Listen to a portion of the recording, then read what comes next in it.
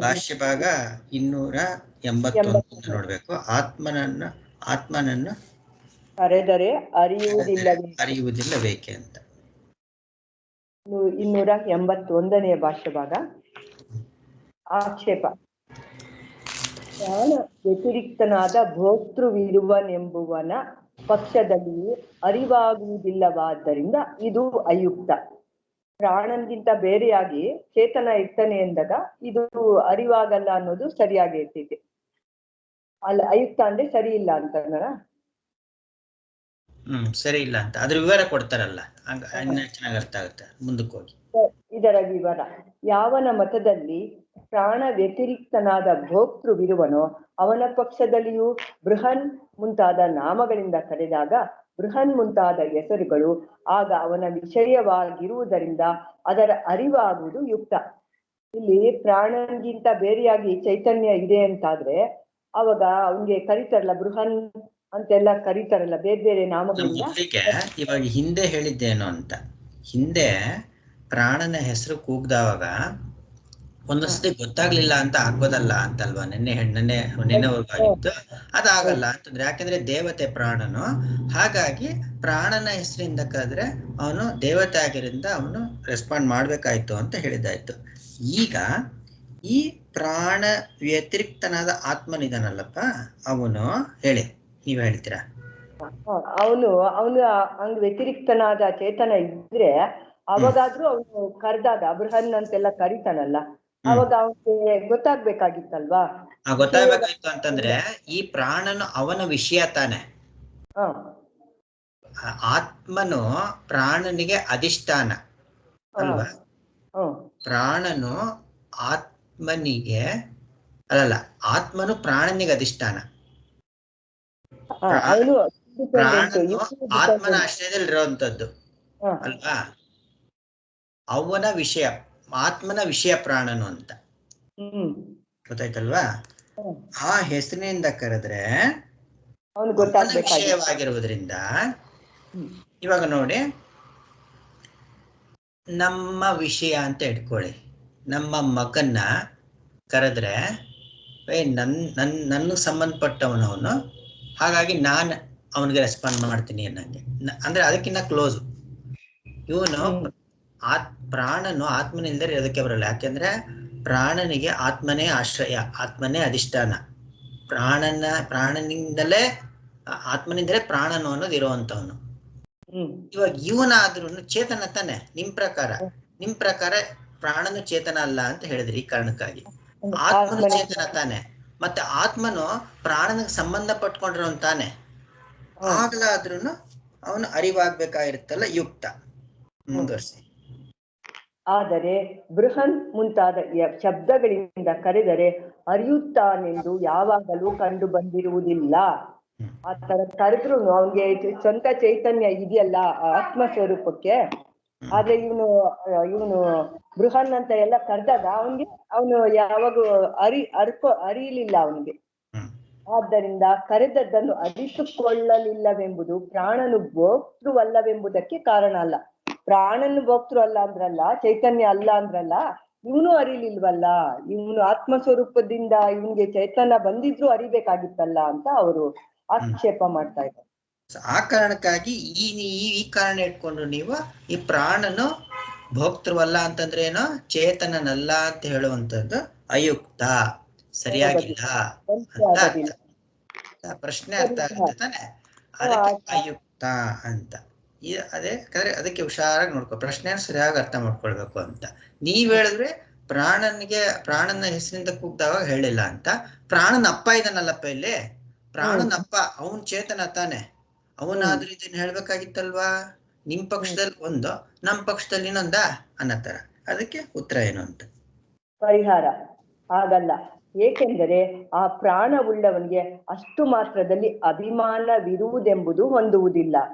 ಆ ಚೇತನಕ್ಕೆ ಅವನು ಕರೆದಾಗ ರೆಸ್ಪಾಂಡ್ ಮಾಡ್ಲಿಲ್ವಲ್ಲ, ಅವನ್ಗೆ ಅಲ್ಲಿ ಅಭಿಮಾನ ಇಲ್ಲ ಅನ್ನೋದು ಸರಿಯಾಗಿದೆ, ಹೊಂದುವುದಿಲ್ಲ. ಅಷ್ಟು ಮಾತ್ರ ಅಭಿಮಾನದಂತ ಪ್ರಾಣದ ಅವನು ಅಂತ ವಿವರಣೆ ಕೊಡ್ತಾರಲ್ಲಿ. ಇಷ್ಟಕ್ಕೆ ಮಾತ್ರ ಪೂರ್ತಿ ಅರ್ಥ ಆಗಲ್ಲ. ಚಿಕ್ಕದಾಗಿ ಹೇಳಿದ್ರೆ ವಿವರಣೆ ಕೊಡ್ತಾರೆ. ವಿವರಣೆ ಹೇಳಿ. ಯಾವ ಮಟ್ಟದಲ್ಲಿ ಪ್ರಾಣ ವ್ಯತಿರಿಕ್ತನೇ ಭೋಕ್ತೃವೋ ಅವನ ಮಟ್ಟದಲ್ಲಿ ಯಾವನು ಪ್ರಾಣವೇ ಮುಂತಾದ ಕರಣವುಳ್ಳ ಪ್ರಾಣಿಯು ಅವನಿಗೆ ಕೈಯಲ್ಲಿ ನಾನೆಂಬ ಅಭಿಮಾನವು ಹೇಗಿರಲಾರದು. ಹಾಗೆ ಪ್ರಾಣದೇವತಾ ಮಾತ್ರದಲ್ಲಿ ಅಭಿಮಾನವಿರಲಾರದು. ಇವಾಗ ಒಬ್ಬನಿಗೆ ಮನುಷ್ಯನ್ಗೆ ಕೈನಲ್ಲಿ ಮಾತ್ರ ಅಭಿಮಾನ ಇರಲ್ಲ. ಆತರ ಬದಲಿಗೆ ಎಲ್ಲಿರುತ್ತೆ ಅಭಿಮಾನ ಅವನಿಗೆ? ಇಡೀ ಶರೀರದಲ್ಲಿ ಅಭಿಮಾನ ಇರುತ್ತೆ. ಆಗ ಅವನು ಪ್ರಾಣ ವ್ಯತಿರಿಕ್ತನೇ ಭೋಕ್ತೃ ಆಗಿದ್ರು ಸಹಿತ ಅವನ ಮಟ್ಟದಲ್ಲಿ ಪ್ರಾಣವೇ ಮುಂತಾದ ಕರಣವುಳ್ಳ ಪ್ರಾಣಿ ಅವನು ಅಂತ ಆಗೋದಿಲ್ಲ. ಅದರಿಂದ ಅವನು ರೆಸ್ಪಾಂಡ್ ಮಾಡಿಲ್ಲ ಅಂತ ಹೇಳ್ತಾ ಇದ್ದಾರೆ. ಆದ್ದರಿಂದ ಪ್ರಾಣನಾಮದಿಂದ ಕರೆದರೆ ಪೂರ್ಣಾಭಿಮಾನಿಯಾದ ಆತ್ಮನಿಗೆ ಅರಿವಾಗದಿರುವುದು ಯುಕ್ತವೇ. ಅಂದ್ರೆ ಇವನು ಸರ್ವವ್ಯಾಪಕ ಅಲ್ವಾ ಆತ್ಮ ಸ್ವರೂಪ, ಅವನು ಎಲ್ಲಾ ಕಡೆ ವ್ಯಾಪ್ಸಿರೋದ್ರಿಂದ ಬರೀ ಪ್ರಾಣನ ನಾಮದಿಂದ ಕೂಗಿದಾಗ ಅವನು ರೆಸ್ಪಾಂಡ್ ಮಾಡದೇ ಇರೋದು, ಅರಿವಾಗದೇ ಇರೋದು ಸರಿಯಾಗಿ ಇದೆ ಅಂತ ಹೇಳ್ತಾ ಇದ್ದಾರೆ. ಆದರೆ ಪ್ರಾಣನಿಗೆ ತನ್ನ ಅಸಾಧಾರಣ ನಾಮದ ಸಂಬಂಧವಾದರೆ ಅರಿವಾಗದಿರುವುದು ಯುಕ್ತ. ಅದೇ ಪ್ರಾಣನ್ಗೆ ಅವನ ಸಾಧಾರಣ ನಾಮ ಅಲ್ಲ, ಅಸಾಧಾರಣವಾದ ನಾಮದಿಂದ ಕರೆದ್ರಲ್ಲ ಅವರು ಅಂತೆಲ್ಲ ಕರೆದ್ರಲ್ಲ, ಅವಾಗ ಸಂಬಂಧ ಆದ್ರೆ ಅರಿವಾಗದೆ ಇರೋದು ಸರಿಯಾಗಿದೆ ಅಂತ. ಅರಿವಾಗುವುದಿಲ್ಲ ಅನ್ನೋದು ಸರಿಯಾಗಿದೆ. ಯಾಕೆಂದ್ರೆ ಈಗ ಒಂದು ಎಕ್ಸಾಂಪಲ್ ತಗೊಂಡ್ರೆ ಮರ ದೊಡ್ಡದಾಗಿ ಮರ ಇರ್ತೈತೆ, ಅದ್ರಲ್ಲಿ ಎಲ್ಲಾ ಪಶು ಪಕ್ಷಿ ಪ್ರಾಣಿಗಳು ಎಷ್ಟೊಂದು ಅದು ಅದ್ರ ಮೇಲೆ ಡಿಪೆಂಡ್ ಆಗಿರ್ತೈತೆ. ಅದು ಎಷ್ಟೊಂದು ಕೊಂಬೆ ರೆಂಬೆಗಳಿಂದ ಕೂಡಿತೈತೆ. ಅದ್ರಲ್ಲಿ ಒಂದ್ ಎಲೆ ಏನಾದ್ರು ಉದುರೋದ್ರೆ ಅದಕ್ಕೇನಾದ್ರು ಇದಾಗುತ್ತಾ, ಅರಿವಾಗುತ್ತಾ? ವೃಕ್ಷಕ್ಕೆ ಏನಾದ್ರು ದುಃಖ ಆಗೋದು ಏನಾದ್ರು ಆಗುತ್ತಾ? ಅದಕ್ಕೆ ಏನು ಆಗೋದಿಲ್ಲ. ಅದು ಹಾಗೆ ಇರ್ತೈತಲ್ವಾ. ಅದೇ ತರ ಆತ್ಮನ್ಗೆ ಏನು ಆಗಿಲ್ಲ, ಸಂಬಂಧ ಆಗದೆ ಇರೋದು ಸರಿಯಾಗಿದೆ, ಅರಿವಾಗದೆ ಇರೋದು ಯುಕ್ತವಾಗಿದೆ ಅಂತ. ಆತ್ಮನಿಗೆ ತಾನು ದೇವಾತ್ಮನು ಎಂಬ ಅಭಿಮಾನವಿಲ್ಲದರಿಂದಲೂ ಅವನಿಗೆ ಅರಿವಾಗುವ ಕಾರಣವಿಲ್ಲ. ಆತ್ಮನು ಯಾವಾಗ್ಲೂ ಸ್ವತಂತ್ರನಲ್ವಾ, ಅವನು ಯಾರ ಮೇಲೂ ಡಿಪೆಂಡ್ ಆಗಿಲ್ಲ ಅವನು, ಅದ್ರಿಂದನೂ ಅಭಿಮಾನ ಇಲ್ಲ ಅನ್ನೋದು ಹೊಂದಿಕೆ ಆಗುತ್ತೆ. ಅದಕ್ಕೂ ಕಾರಣ ದೇವಾತ್ಮ ನಾನು ಅಂದ ಅಭಿಮಾನ ಅವನಿಗಿಲ್ಲ ಅಂತ. ಅಂದ್ರೆ ಇವಾಗ ಕರೆಂಟಿಗೆ ಅದು ಮಿಕ್ಸಿ ಮೂಲಕ ಆದ್ ಬರುತ್ತೆ, ಆ ರೆಫ್ರಿಜರೇಟರ್ ಮೂಲಕ ಆದ್ ಬರುತ್ತೆ, ಟಿವಿ ಮೂಲಕ ಆದ್ ಬರುತ್ತೆ.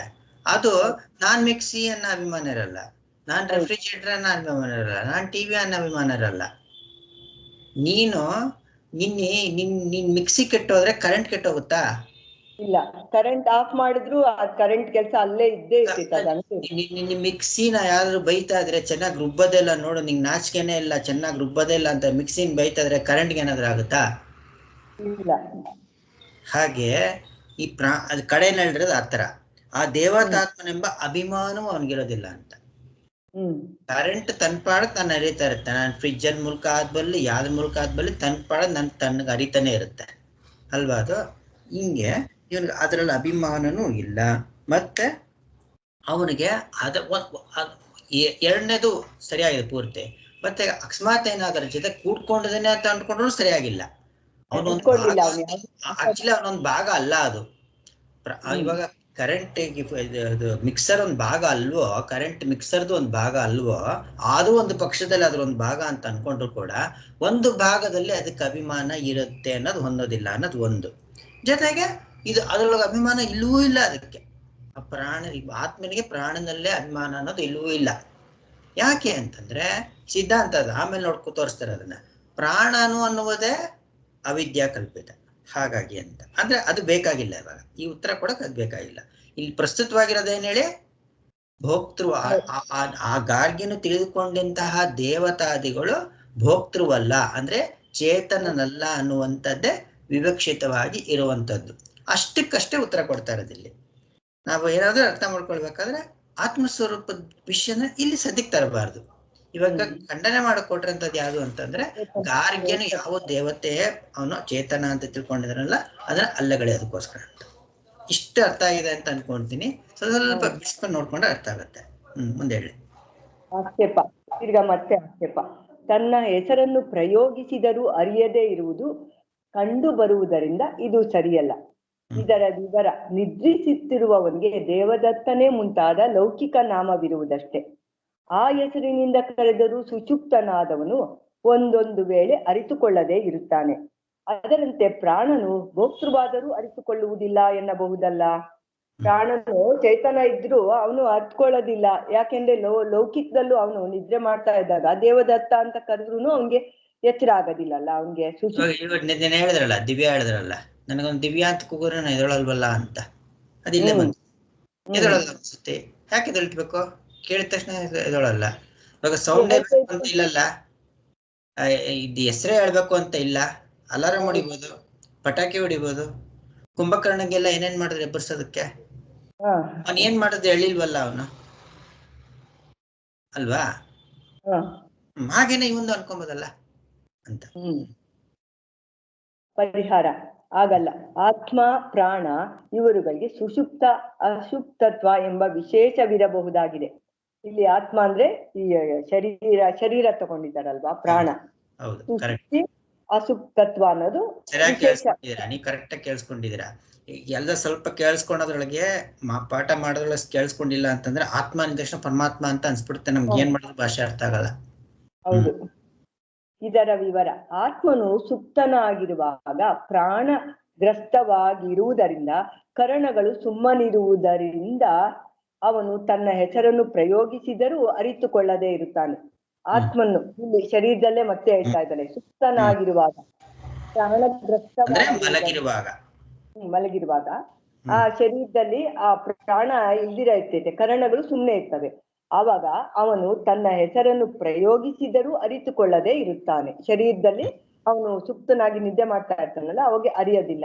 ಆದರೆ ಪ್ರಾಣನು ಭೋಕ್ತೃವಾದರೆ ಅವನು ಸುಪ್ತನಲ್ಲದೆ ಇರುವುದರಿಂದ ಹಾಗೆ ಕರಣಗಳು ಸುಮ್ಮನಿರುವುದಾಗಲಿ ಕರೆದದ್ದನ್ನು ಅರಿತುಕೊಳ್ಳದೆ ಇರುವುದಾಗಲಿ ಯುಕ್ತವಾಗುವುದಿಲ್ಲ. ಇಲ್ಲಿ ಪ್ರಾಣನ್ನೇ ಚೈತನ್ಯ ಅಂತ ಇದ್ದಾರಲ್ಲ, ಅವನು ಚೈತನ್ಯ ಯಾವಾಗ್ಲೂ ಇರ್ಬೇಕಾಗಿತ್ತಲ್ವಾ?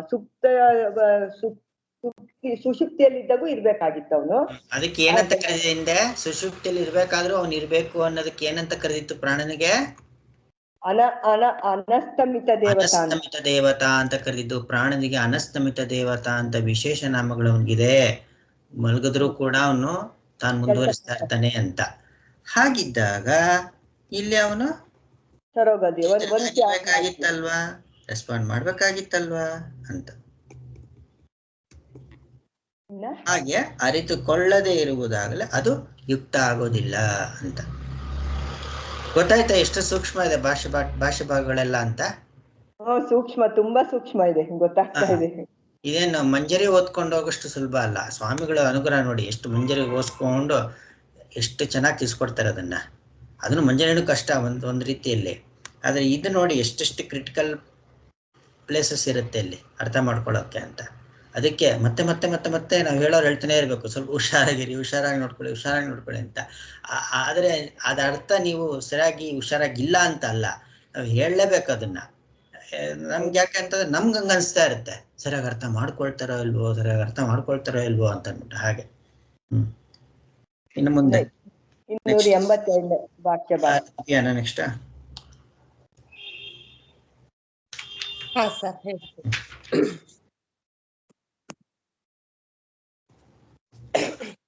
ಅಪ್ರಸಿದ್ಧ ನಾಮಗಳಿಂದ ಕರೆದಿದ್ದು ಸರಿಯೇ? ಇವಾಗ ಪ್ರಾಣನ್ಗೆ ಒಂಥರ ಅಪ್ರಸಿದ್ಧವಾದ ನಾಮ ಬೃಹನ್ನು, ಪಾಂಡುರವಾಸ ಅಂತ ಎಲ್ಲ ಕರೆದಿದ್ದು ಹೆಂಗ್ ಸರಿ ಹೋಯ್ತು ಅಂತ ಮತ್ತೆ ಪ್ರಶ್ನೆ. ಅಪ್ರಸಿದ್ಧ ನಾಮಭಿಹಿ ಸಂಬೋಧನಂ ಅಯುಕ್ತಮಿತಿ ಚೇತ್. ಅಪ್ರಸಿದ್ಧ ಹೆಸರುಗಳಿಂದ ಕರೆದಿದ್ದು ಅಯುಕ್ತ ಅಲ್ವಾ ಅಂತ ಕೇಳಿ, ಅಂದ್ರೆ ಅದ್ರ ವಿವರಣೆ ಇನ್ನು ಪ್ರಶ್ನೆ. ಸಂತಿಹಿ ಪ್ರಾಣ ವಿಷಯಾಣಿ ಪ್ರಸಿದ್ಧಾನಿ ಪ್ರಾಣಾದಿ ನಾಮಾನಿ. ಪ್ರಾಣದ ವಿಷಯದಲ್ಲೇ ಪ್ರಾಣವೇ ಮುಂತಾದ ಪ್ರಸಿದ್ಧವಾಗಿರೋ ಬೇರೆ ನಾಮಗಳು ಇದೆ ಅಲ್ವಾ ಅಂತ ಕೇಳ್ತಿದ್ದಾರೆ. ತಾನಿ ಅಪೋಹ್ಯ ಅಪ್ರಸಿದ್ಧೈಹಿ ಬೃಹತ್ವಾದಿ ನಾಮಭಿಹಿ ಸಂಬೋಧನಂ ಅಯುಕ್ತಂ. ಈಗ ಪ್ರಾಣನ್ಗೆ ಎಷ್ಟೊಂದ್ ಪ್ರಸಿದ್ಧವಾದ ನಾಮಗಳೇ ಇದೆ, ಆಕ್ಚುಲಿ ಪ್ರಾಣ ಅಂತಾನೆ ಕರಿಬಹುದು. ಅದೆಲ್ಲ ಬಿಟ್ಟು ನೀವು ಬೃಹನ್ ಪಾಂಡುರವಾಸ ಅಂತ ಸ್ವಲ್ಪ ಅಪ್ರಸಿದ್ಧ, ಅವನ್ಗೆ ಅಷ್ಟು ಪ್ರಸಿದ್ಧ ಇಲ್ದೇ ಇರೋ ನಾಮನ್ ಕರ್ದಿದ್ದು ಸರಿ ಇಲ್ವಲ್ಲ ಅಂತ. ಹೇಗ ಅಪ್ರಸಿದ್ಧ ಅದ ಅಂದ್ರೆ ಲೌಕಿಕದಲ್ಲೇ ಅಷ್ಟು ಉಪಯೋಗ. ಲೌಕಿಕ ನ್ಯಾಯ ಹಿಂಗೆ. ಇವಾಗ ಲೌಕಿಕ ನ್ಯಾಯದಲ್ಲಿ ದಿವ್ಯಾನ ರಾಮಚಂದ್ರ ಅಂತ ಕರೆದ್ರೆ ಎರಡು ವಿರೋಧ, ಲಿಂಗ ವಿರೋಧ, ಸ್ತ್ರೀ ಅದು ರಾಮಚಂದ್ರ ಅನ್ನುವಂಥದ್ದು ಪುರುಷ, ಮತ್ತೆ ನಿಮ್ ಹೆಸರೇ ಅಲ್ಲ, ಅದು ಲೌಕಿಕ ನ್ಯಾಯಕ್ಕೆ ಹೊಂದೋದಿಲ್ಲ ಅಲ್ವಾ? ಲೌಕಿಕ ನ್ಯಾಯಕ್ಕೆ ಹೊಂದೋದಿಲ್ಲ. ಈ ಪ್ರಾಣನ್ಗೆ ಅಪ್ರಸಿದ್ಧ ನಾಮಗಳು ಯಾವುದು? ಇವಾಗ ಮುಖ್ಯ ಪ್ರಾಣ ತಗೊಂಡ್ರೆ, ಮುಖ್ಯ ಪ್ರಾಣ ಅಂತ ತಗೊಂಡವಾಗ ಅವನಿಗೆ ವೈಶ್ವಾನರ ಅಂತ ಇದೆ, ಕ ಅಂತ ಇದೆ, ಅವನಿಗೆ ವಿರಾಡಾತ್ಮ ಅಂತ ಇದೆ, ಬೇಕಾದಷ್ಟು ಹೆಸರುಗಳಿದೆ ಪ್ರಾಣ ಅಂತ. ಮತ್ತೆ ಇವಾಗ ಜೀವನನ್ನಾದ್ರೂ ಪ್ರಾಣನ ಜೊತೆ ಕೂಡ್ಕೊಂಡ್ರ ಅಂತಾನೆ, ಅವನ ಹೆಸರಿಂದ ಕರಿಬೇಕಾಯ್ತು. ಅವ್ನು ಮಲ್ಕೊಂಡಿದ್ದಲ್ಲ, ಅವನು ಸುಪ್ತ ಪುರುಷ, ಅವನ ಹೆಸರಿಂದ ಕರಿಬೇಕು. ಈ ಬೇರೆ ಅಯುಕ್ತ, ಇದು ದೇವತಾ ನಾಮಗಳಿಂದ ಕರೆದಿರುವಂಥದ್ದು ಅಯುಕ್ತ ಅಲ್ವಾ ಅನ್ನೋದು ಪ್ರಶ್ನೆ. ಅದಕ್ಕೆ ಪರಿಹಾರ ಲೌಕಿಕ ನ್ಯಾಯಪೋಹಾತ್ ಅಂದ್ರೆ ಲೌಕಿಕ ನ್ಯಾಯದಿಂದ ನೋಡಿದ್ರು ಅದನ್ನ ಅಪೋಹಾತ್, ಅದನ್ನ ಬಿಟ್ಟಂತ ಆಗತ್ತಲ್ವಾ ಲೌಕಿಕವಾಗಿ. ತಸ್ಮಾತ್ ಭೋಕ್ತುಹೇವ ಸತಃ ಪ್ರಾಣಸ್ಯ ಅಪ್ರತಿಪತ್ತಿ ಇತಿ ಚೇತ್. ಆದ್ದರಿಂದ ಪ್ರಾಣನು ಭೋಕ್ತೃವೆ ಆಗಿದ್ದರೂ ಅರಿತುಕೊಳ್ಳಲಿಲ್ಲ. ಅಂದ್ರೆ ಅವನೇ ಜ್ಞಾನ ಸ್ವರೂಪ ಆಗಿದ್ರು, ಅವನೇ ಚೈತನ್ಯ ಸ್ವರೂಪ ಆಗಿದ್ರು ಕೂಡ ಅವನು ಅದಕ್ಕೆ ಅರ್ಥಕೊಳ್ಳಿಲ್ಲ. ಯಾಕಂದ್ರೆ ನೀವು ಪ್ರಸಿದ್ಧವಾದ ನಾಮಗಳಿಂದ ಕರೀಲಿಲ್ಲ ಅವನ್ನ. ಅದಕ್ಕೆ ನಾ ಅಂತ ಹೇಳಿ ದೇವತಾ ಪ್ರತ್ಯಾಖ್ಯಾನಾರ್ಥತ್ವಾತ್. ದೇವತೆ ಏನಕ್ಕೆ ಅಂದ್ರೆ ದೇವತೆಯನ್ನು ತಿರಸ್ಕರಿಸುವುದಕ್ಕಾಗಿ ಮಾಡಿದ್ದು ಅಂತ ಇದೆ. ಹಂಗಂದ್ರೆ ಕೇವಲ ಸಂಬೋಧನ ಮಾತ್ರ ಪ್ರತಿಪತ್ಯೈನೈವ ಅಸುಪ್ತಸ್ಯ ಆಧ್ಯಾತ್ಮಿಕಸ್ಯ ಪ್ರಾಣಸ್ಯ ಅಭೋಕ್ತೃತ್ವೇ ಸಿದ್ಧೇ ಯತ್ ಚಂದ್ರದೇವತಾ ವಿಷಯೈಃ ನಾಮಭಿಃ ಸಂಬೋಧನಂ ತತ್ ಚಂದ್ರದೇವತಾ ಪ್ರಾಣಃ ಅಸ್ಮಿನ್ ಶರೀರೆ ಭೋಕ್ತಾ ಇತಿ ಗಾರ್ಗ್ಯಸ್ಯ ವಿಶೇಷ ಪ್ರತಿಪತ್ತಿ ನಿರಾಕರಣಾರ್ಥಂ.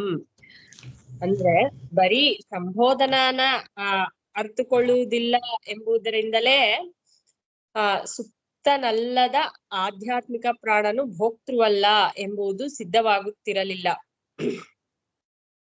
ಅಂದ್ರೆ ಇವಾಗ ಬರೀ ಈಗ ಸಂಬೋಧನ ಅವನನ್ನ ಕರೆದ್ರು ಅವನ್ ಅದನ್ನ ಅರ್ಥಕೊಳ್ಳಿಲ್ಲ. ಆ ಸುಪ್ತ ಪುರುಷನಲ್ಲೇ ಬೃಹನ್ ಅಂತ ಎಲ್ಲ ಹೆಸರು ಕರೆದಾಗ ಅರ್ಥಕೊಳ್ಳಿಲ್ಲ ಅನ್ನೋ ಅಷ್ಟು ಮಾತ್ರಕ್ಕೇನೆ ಆಧ್ಯಾತ್ಮಿಕ ಪ್ರಾಣನು ಚೈತನ್ಯ ಸ್ವರೂಪನಲ್ಲ ಅಂತ ಸಿದ್ಧವಾಗ್ತಾ ಇರ್ಲಿಲ್ಲ ಆಕ್ಚುಲ್ ಆಗಿ. ಆದ್ರೆ ಚಂದ್ರಾದಿ ದೇವತಾ ವಿಷಯವಾದ ಅಂದ್ರೆ ಚಂದ್ರಾಭಿಮಾನಿ ದೇವತಾ ವಿಷಯವಾದ ನಾಮಗಳಿಂದ ಕರೆದಿದ್ದೇ ಅಲ್ಲ, ಅದು ಚಂದ್ರ ದೇವತೆಯಾದ ಪ್ರಾಣನು ಈ ಶರೀರದಲ್ಲಿ ಭೋಕ್ತೃವು ಎಂಬ ಗಾರ್ಗ್ಯನ ವಿಶೇಷ ಜ್ಞಾನವನ್ನು ತಳ್ಳಿ ಹಾಕುವುದಕ್ಕೆ. ಅಂದ್ರೆ ಗಾರ್ಗ್ಯ ಏನ್ ಅನ್ಕೊಂಡಿದ್ದ, ಬರೀ ಪ್ರಾಣ ಅಂತ ಅಂದ್ರೆ ಪ್ರಾಣನೇ ಕರಿತಿದ್ದಾರೆ ಅನ್ನೋದಕ್ಕಿಂತ ಆ ಚಂದ್ರಾದಿ ಅಭಿಮಾನಿ ದೇವತೆ ಶರೀರದೊಳಗೆ ಹೊಕ್ಕು ಅವನು ಚೈತನ್ಯವನ್ನು ಕೊಡ್ತಿದ್ದಾನೆ ಅಂತ ಅನ್ಕೊಂಡಿದ್ದು. ಅಂದ್ರೆ ಬರೀ ಶರೀರ ಚೈತನ್ಯ, ಈ ಶರೀರದಲ್ಲಿರೋ ಗೋಳಕಗಳು ಅಂತ ಗಾರ್ಗ್ಯಂಗ್ ಅನ್ಸಿರ್ಲಿಲ್ಲ. ಅದಕ್ಕಿಂತ ಹಿಂದೆ ಹೋಗಿದ್ದ ಗಾರ್ಗ್ಯ. ಸೊ ಆ ಅಭಿಮಾನಿ ದೇವತೆ ಆದ್ರಿಂದ ಅದಕ್ಕೆ ಈಗ ಪ್ರಸಿದ್ಧ ನಾಮ ಅಪ್ರಸಿದ್ಧ ನಾಮ ಅಂತಿರಲ್ಲ, ಅದು ದೇವತೆ, ಅದು ಜ್ಞಾನ ಸ್ವರೂಪವಿರೋ ದೇವತೆ ಅಂತ ಗಾರ್ಗ್ಯ ಅನ್ಕೊಂಡಿದ್ದ. ಅದಕ್ಕೋಸ್ಕರ ಆ ವಿಷಯನ ಅವನಿಗೆ ತೆಗ್ದಾಕಕ್ಕೆ, ಅದಕ್ಕೆ ಚೈತನ್ಯ ಇಲ್ಲ, ಆ ದೇವತೆಗೆ ಸ್ವಂತ ಚೈತನ್ಯ ಇಲ್ಲ ಅಂತ ತೋರ್ಸೋದಕ್ಕೆ ಈ ತರ ನಾಮಗಳಿಂದ ಕರೆದಿದ್ದು ಅಂತ ಹೇಳ್ತಿದ್ದಾರೆ. ಇಲ್ಲೇನಾಗುತ್ತೆ, ಈ ಪೂರ್ವ ಪಕ್ಷ ಸಿದ್ಧಾಂತ ಅಂತ ಬರ್ತಾ ಇದ್ದಾವಾಗ ಆ ಸಿದ್ಧಾಂತಿಯನ್ನ ಮರು ಪ್ರಶ್ನೆ ಮಾಡೋದಕ್ಕೋಸ್ಕರ ಅಂತ ಏನಾಗ್ಬಿಡುತ್ತೆ, ಪ್ರಸ್ತುತವಾಗಿರಂತ ಪ್ರಸಂಗ ಏನು ಅನ್ನೋದೇ ಮರ್ತೋಗ್ಬಿಡುತ್ತೆ. ಇವಾಗ ನೋಡಿ, ಶಂಕರಾಚಾರ್ಯ ಕಥೆಯಲ್ಲಿ ಏನ್ ಬಂತು, ಇವರು ಸರಸ್ವತಿ ಮತ್ತೆ ಮಣ್ಣನ ಮಿಶ್ರ ಹತ್ರ ವಾದ ಮಾಡ್ತಾ ಇದ್ರು ಶಂಕರಾಚಾರ್ಯರು. ಯಾವ ವಿಷಯವಾಗಿ? ಇದು ಕರ್ಮದಿಂದ ಮೋಕ್ಷನೋ ಜ್ಞಾನದಿಂದ ಮೋಕ್ಷನೋ ಅಂತ. ಇದ್ದಕ್ಕಿದ್ದಂಗೆ ಕಾಮ ಪ್ರಶ್ನೆ ಬಂದ್ಬಿಡುತ್ತಾ, ಹೆಂಗ್ ಬಂದ್ಬಿಡುತ್ತಾ ಗೊತ್ತೇ ಇಲ್ಲ, ಆಯ್ತಾ? ಅಂದ್ರೆ ಪ್ರಸಂಗ ಬೇರೆ, ಅದು ತಪ್ಪು ಅಂತ ಆ ಕಾರಣಕ್ಕಾಗಿ ನಿರ್ಧಾರ ಮಾಡಿದೆ. ಇವಾಗ ನೋಡಿ, ಇವನ್ನ ಸೋಲ್ಸೋ ಕಾರಣಕ್ಕೋಸ್ಕರ, ಅಂದ್ರೆ ಸಿದ್ಧಾಂತ ಇದು ತಪ್ಪು ಅನ್ನೋದಕ್ಕೋಸ್ಕರ ಇವನು ಈ ಪ್ರಶ್ನೆ ಮಾಡ್ಬಿಟ್ಟಿದ್ದಾನೆ. ಅದೇ ಪ್ರಸಂಗ ಏನು ಅನ್ನೋದೇ ಮರ್ತ್ಬಿಟ್ಟಿದ್ದಾನೆ. ಪ್ರಸಂಗ ಏನಪ್ಪ ಇಲ್ಲಿ ಅಂತಂದ್ರೆ, ಗಾರ್ಗ್ಯನು ಏನ್ ತಿಳ್ಕೊಂಡಿದ್ನಲ್ಲ ಅದು ಸರಿಗಿಲ್ಲ ಅಂತ ಹೇಳೋದಕ್ಕೋಸ್ಕರ ಅಂತ. ಗಾರ್ಗ್ಯನ್ ತಿಳ್ಕೊಂಡಿದ್ದೇನೋ ಮೊದಲಿಂದ ಆಲಂಬನೆಗಳನ್ನ ಹೇಳ್ತಾವಂತಲ್ಲ, ಇದು ಬ್ರಹ್ಮ ಅಂತ ಆದಿತ್ಯನಿಂದ ಮೊದಲುಗೊಂಡು ಪ್ರಜಾಪತಿವರೆಗೂ ಬಂದಲ್ಲ. ಇದು ಹೇಳ್ಬೇಕಾದ್ರೆ ಆ ನಾಮಗಳಿಂದ, ಇವಾಗ ಇಲ್ಲಿ ಚಂದ್ರ ದೇವತಾ ವಿಷಯವಾದ ನಾಮಗಳಿಂದ ಕರೆದಿದ್ದರೆ ಚಂದ್ರ ದೇವತೆಯಾದ ಪ್ರಾಣನು ಅಂತ.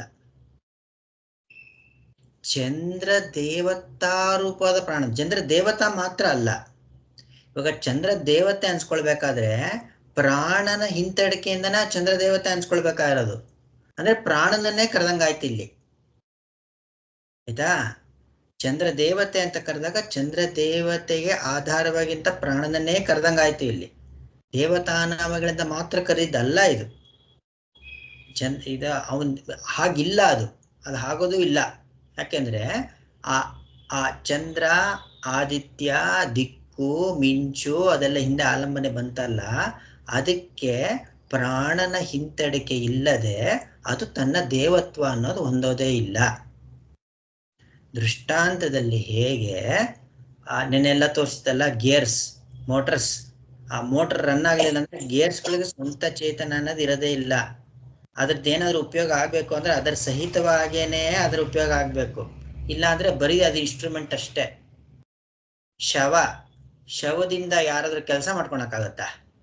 ಶವದ ಹತ್ರ ಹೋಗ್ಬಿಟ್ಟು ಸೈನ್ ಮಾಡಿಸ್ಕೊಳಕ್ಕಾಗತ್ತಾ? ಶವದ ಹತ್ರ ಹೋಗ್ಬಿಟ್ಟು ನೆನ್ನೆ ಏನು ಇನ್ಕಂಪ್ಲೀಟ್ ಮಾಡಕ್ಕಾಗತ್ತಾ? ಅದ್ರ ಜೊತೆಗೆ ಚೇತನ, ಪ್ರಾಣನ ಚೇತನ ಅನ್ನೋದು ಇರ್ಲೇಬೇಕಲ್ವಾ? ಹಾಗಾಗಿ ಆದಿತ್ಯ ಅಂತ ಕರೆದವಾಗ ನೋಡಿ, ಇಲ್ಲಿ ಓದ್ಕೊಳ್ಳಿ ಕರೆಕ್ಟಾಗಿ.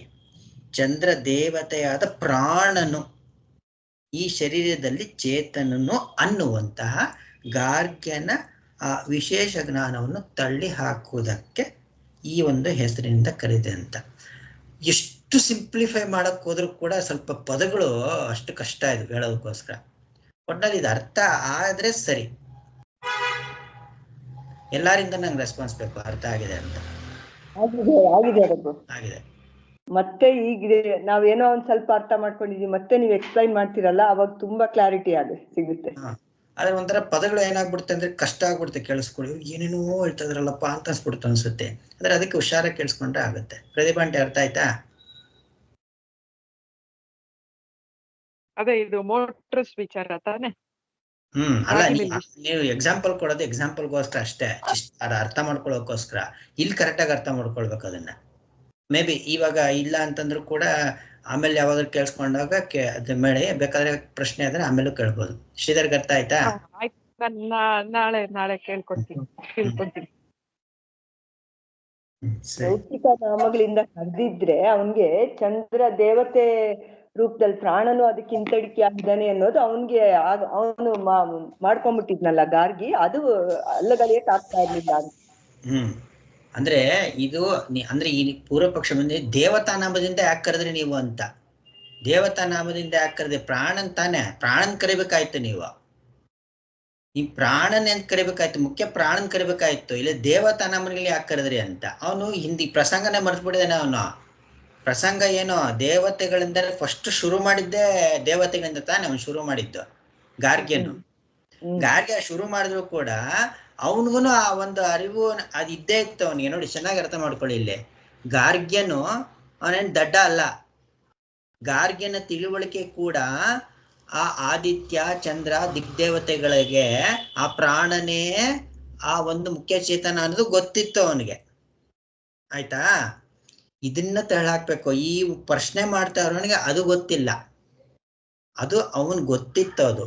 ಅದನ್ನ ಸೇರ್ಸಿನೇ ಇಲ್ಲಿ ಅಲ್ಲಗಳೆದಂಗಾಯ್ತು. ದೇವತಾ ನಾಮಗಳಿಂದ ಕರೆದಿದ್ರಿಂದ ಆ ಪ್ರಾಣನೂ ಕೂಡ ಇಲ್ಲಿ ಅವನು ಚೇತನ ಅಲ್ಲ ಅಂತ ಅಲ್ಲಗಳೆದಿದ್ದಾಯ್ತು. ಆಯ್ತಾ? ಈಗ ಮುಂದೆ ಕರಣಾಂತರಗಳು ದೇವಾಂತರಗಳು ಭೋಕ್ತವಲ್ಲ ಅಂತ 283 ಯಾರು ಹೇಳ್ತೀರಾ? ಹೇಳಿ. ಕರಣಾಂತರಗಳು ದೇವತಾಂತರಗಳು ಭೋಕ್ತೃವಲ್ಲ.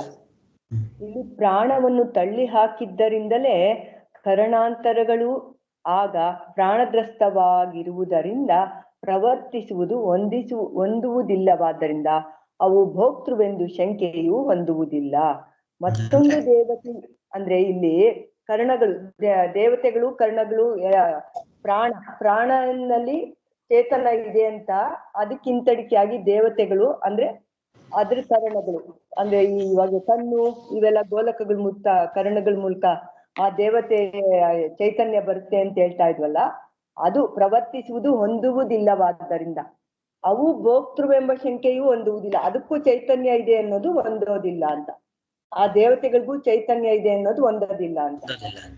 ಅಂದ್ರೆ ನೆನ್ನೆಲ್ಲ ಹೇಳಿತ್ತಲ್ಲ, ಯಾವುದನ್ನ ಬಿಟ್ರೆ ಅದಕ್ಕಿರೋದಕ್ಕೆ ಬರೋದಿಲ್ವೋ,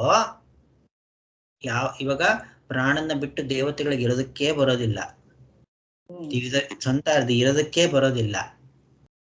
ಇವಾಗ ಚಂದ್ರನು ತಾನು ಸೂರ್ಯನ ಇಲ್ಲದಿದ್ರು ಕೂಡ ಅವನು ತೋರ್ಕೊಳಕ್ ಬರುತ್ತಾ ಅವನ್ಗೆ? ಬೆಳಕು ಅವನ ಕಾಂತಿ ಕೊಡಕ್ ಬರುತ್ತಾ ಅವನ್ಗೆ? ಅಪ್ಪ ಎಷ್ಟು ಚೆನ್ನಾಗಿದೆಯಪ್ಪ ಚಂದ್ರನ ಕಾಂತಿ ಅಂತೀವಿ ನಾವು. ಸೂರ್ಯ ಇಲ್ದೇ ಬರುತ್ತಾ ಅವನಿಗೆ? ಇವಾಗ ಯಾವ್ದೇ ವಿಜ್ಞಾನದ ಪ್ರಕಾರ ಸೂರ್ಯನು ಒಂದಿನ ಹೋಗ್ಬಿಡುತ್ತೆ ಅಂತ ಹೇಳ್ಕೊಳ್ಳೋಣ. ಸೂರ್ಯ ಹೋಗ್ಬಿಟ್ರೆ ಚಂದ್ರನು ಇಲ್ಲ ಅಂತ ಅರ್ಥ. ಹಾಗೇನೆ ಆ ಪ್ರಾಣನನ್ನೇ ಅಲ್ಲಗಳೆದಿದ್ರಿಂದ ಆ ಕರಣಾಂತರಗಳು, ಆ ದೇವತೆಗಳು, ಶರೀರಗಳು ಎಲ್ಲವನ್ನೂ ಅಲ್ಲಗಳೆದಂಗಾಯ್ತು. ಯಾವುದು ಚೇತನ ಅಲ್ಲ ಅಂತ ಅಲ್ಲಗಳೆದಂಗಾಯ್ತು ಅಂತ ಇದು ನಿರ್ಣಯ ವಾಕ್ಯ. ಅದಕ್ಕೆ ಆಕ್ಷೇಪ. ನೆಕ್ಸ್ಟ್ ಆಕ್ಷೇಪ ಆಗಲ್ಲ.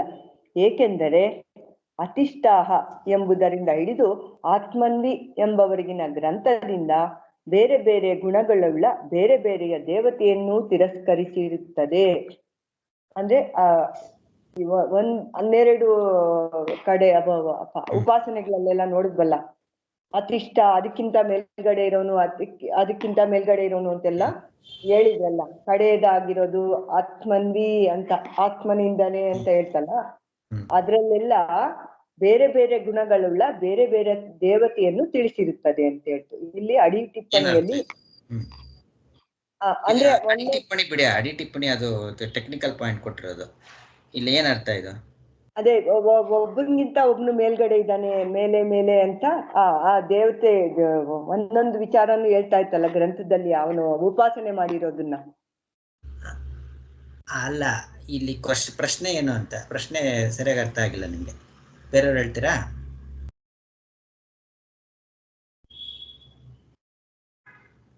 ಈ ಪ್ರಶ್ನೆ ಅಭಿಪ್ರಾಯ ಈಗ ಹೇಳ್ತೀನಿ, ಒಂದ್ ನಿಮಿಷ ಇದೆ. ಈಗ 12 ವಿಚಾರಗಳನ್ನ ಹೇಳಿದ್ರು, ಒಂದಕ್ಕಿಂತ ಒಂದು ಮೇಲ್ಗಡೆ ಇದೆ ಅಂತ. ಮೊದಲು ಇವಾಗ ನಿಮ್ಗೆ ಈ ಒಂದು ನಿರ್ಣಯ ಕೊಟ್ರಲ್ಲ ಆಚಾರ್ಯಲ್ಲಿ, ಪ್ರಾಣನ ತಳ್ಳಿ ಹಾಕಿದ್ರಿಂದ ದೇವತೆಗಳನ್ನು ತಳ ಹಾಕಂಗ ಆಯ್ತು ಅಂತ ನಿರ್ಣಯ. ಅದ್ರ ಮೇಲೆ ಆಕ್ಷೇಪ. ಅದನ್ನ ನೆನ್ಪಿಟ್ಕೊಳ್ಳಿ ಸರಿಯಾಗಿ, ಆಯ್ತಾ? ಇದು ಟೆಕ್ನಿಕ್. ಇದು ನಾವು ಸರಿಯಾಗಿ ಭಾಷೆ ಅರ್ಥ ಮಾಡ್ಕೊಳ್ಬೇಕಾದ್ರೆ ಟೆಕ್ನಿಕ್ ಇದು. ಇಲ್ಲಿ ಆಕ್ಷೇಪ ಬಂದಿದ್ ಯಾವ್ದ್ರ ಮೇಲೆ ಅಂತ ನೋಡ್ಕೊಳ್ಬೇಕು ನಾವು ಮೊದ್ಲು. ಆಕ್ಷೇಪ ಬಂದಿತ್ತು, ಇವಾಗ ಹೇಳಿ ಏನಂತ. ದೇವತೆಗಳೆಲ್ಲ ಯಾವುದು ಇಲ್ಲ, ಅದಕ್ಕೆ ದೇವತೆಗಳಿಗೆ ಭೋಕ್ತೃ ಅಲ್ಲ, ಚೈತನ್ಯ ಸ್ವರೂಪ ಅಲ್ಲ ಅಂತ ಇತ್ತಲ್ಲ. ಅದರಿಂದ ಕೊನೆ ತನಕ ಆತ್ಮನೇ ಚೈತನ್ಯ ಎಲ್ಲದಕ್ಕೂ ಅಂತ ಬಂದಿತ್ತು ಅಂತ ಹೇಳ್ತಾ ಇದ್ದಾರೆ.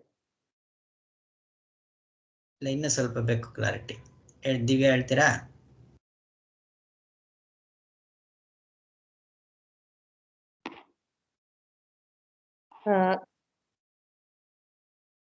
ಅಂದ್ರೆ ಎಲ್ಲಾ ದೇವತೆಗಳನ್ನು ತಳ್ಳಿ ಹಾಕ್ಬಿಟ್ರಿ, ಆದ್ರೆ ನೀವು ಅದಕ್ ಮುಂಚೆ ಅತಿಷ್ಠ ಅಂದ್ರೆ ಮೊದಲನೇ ಒಂದ್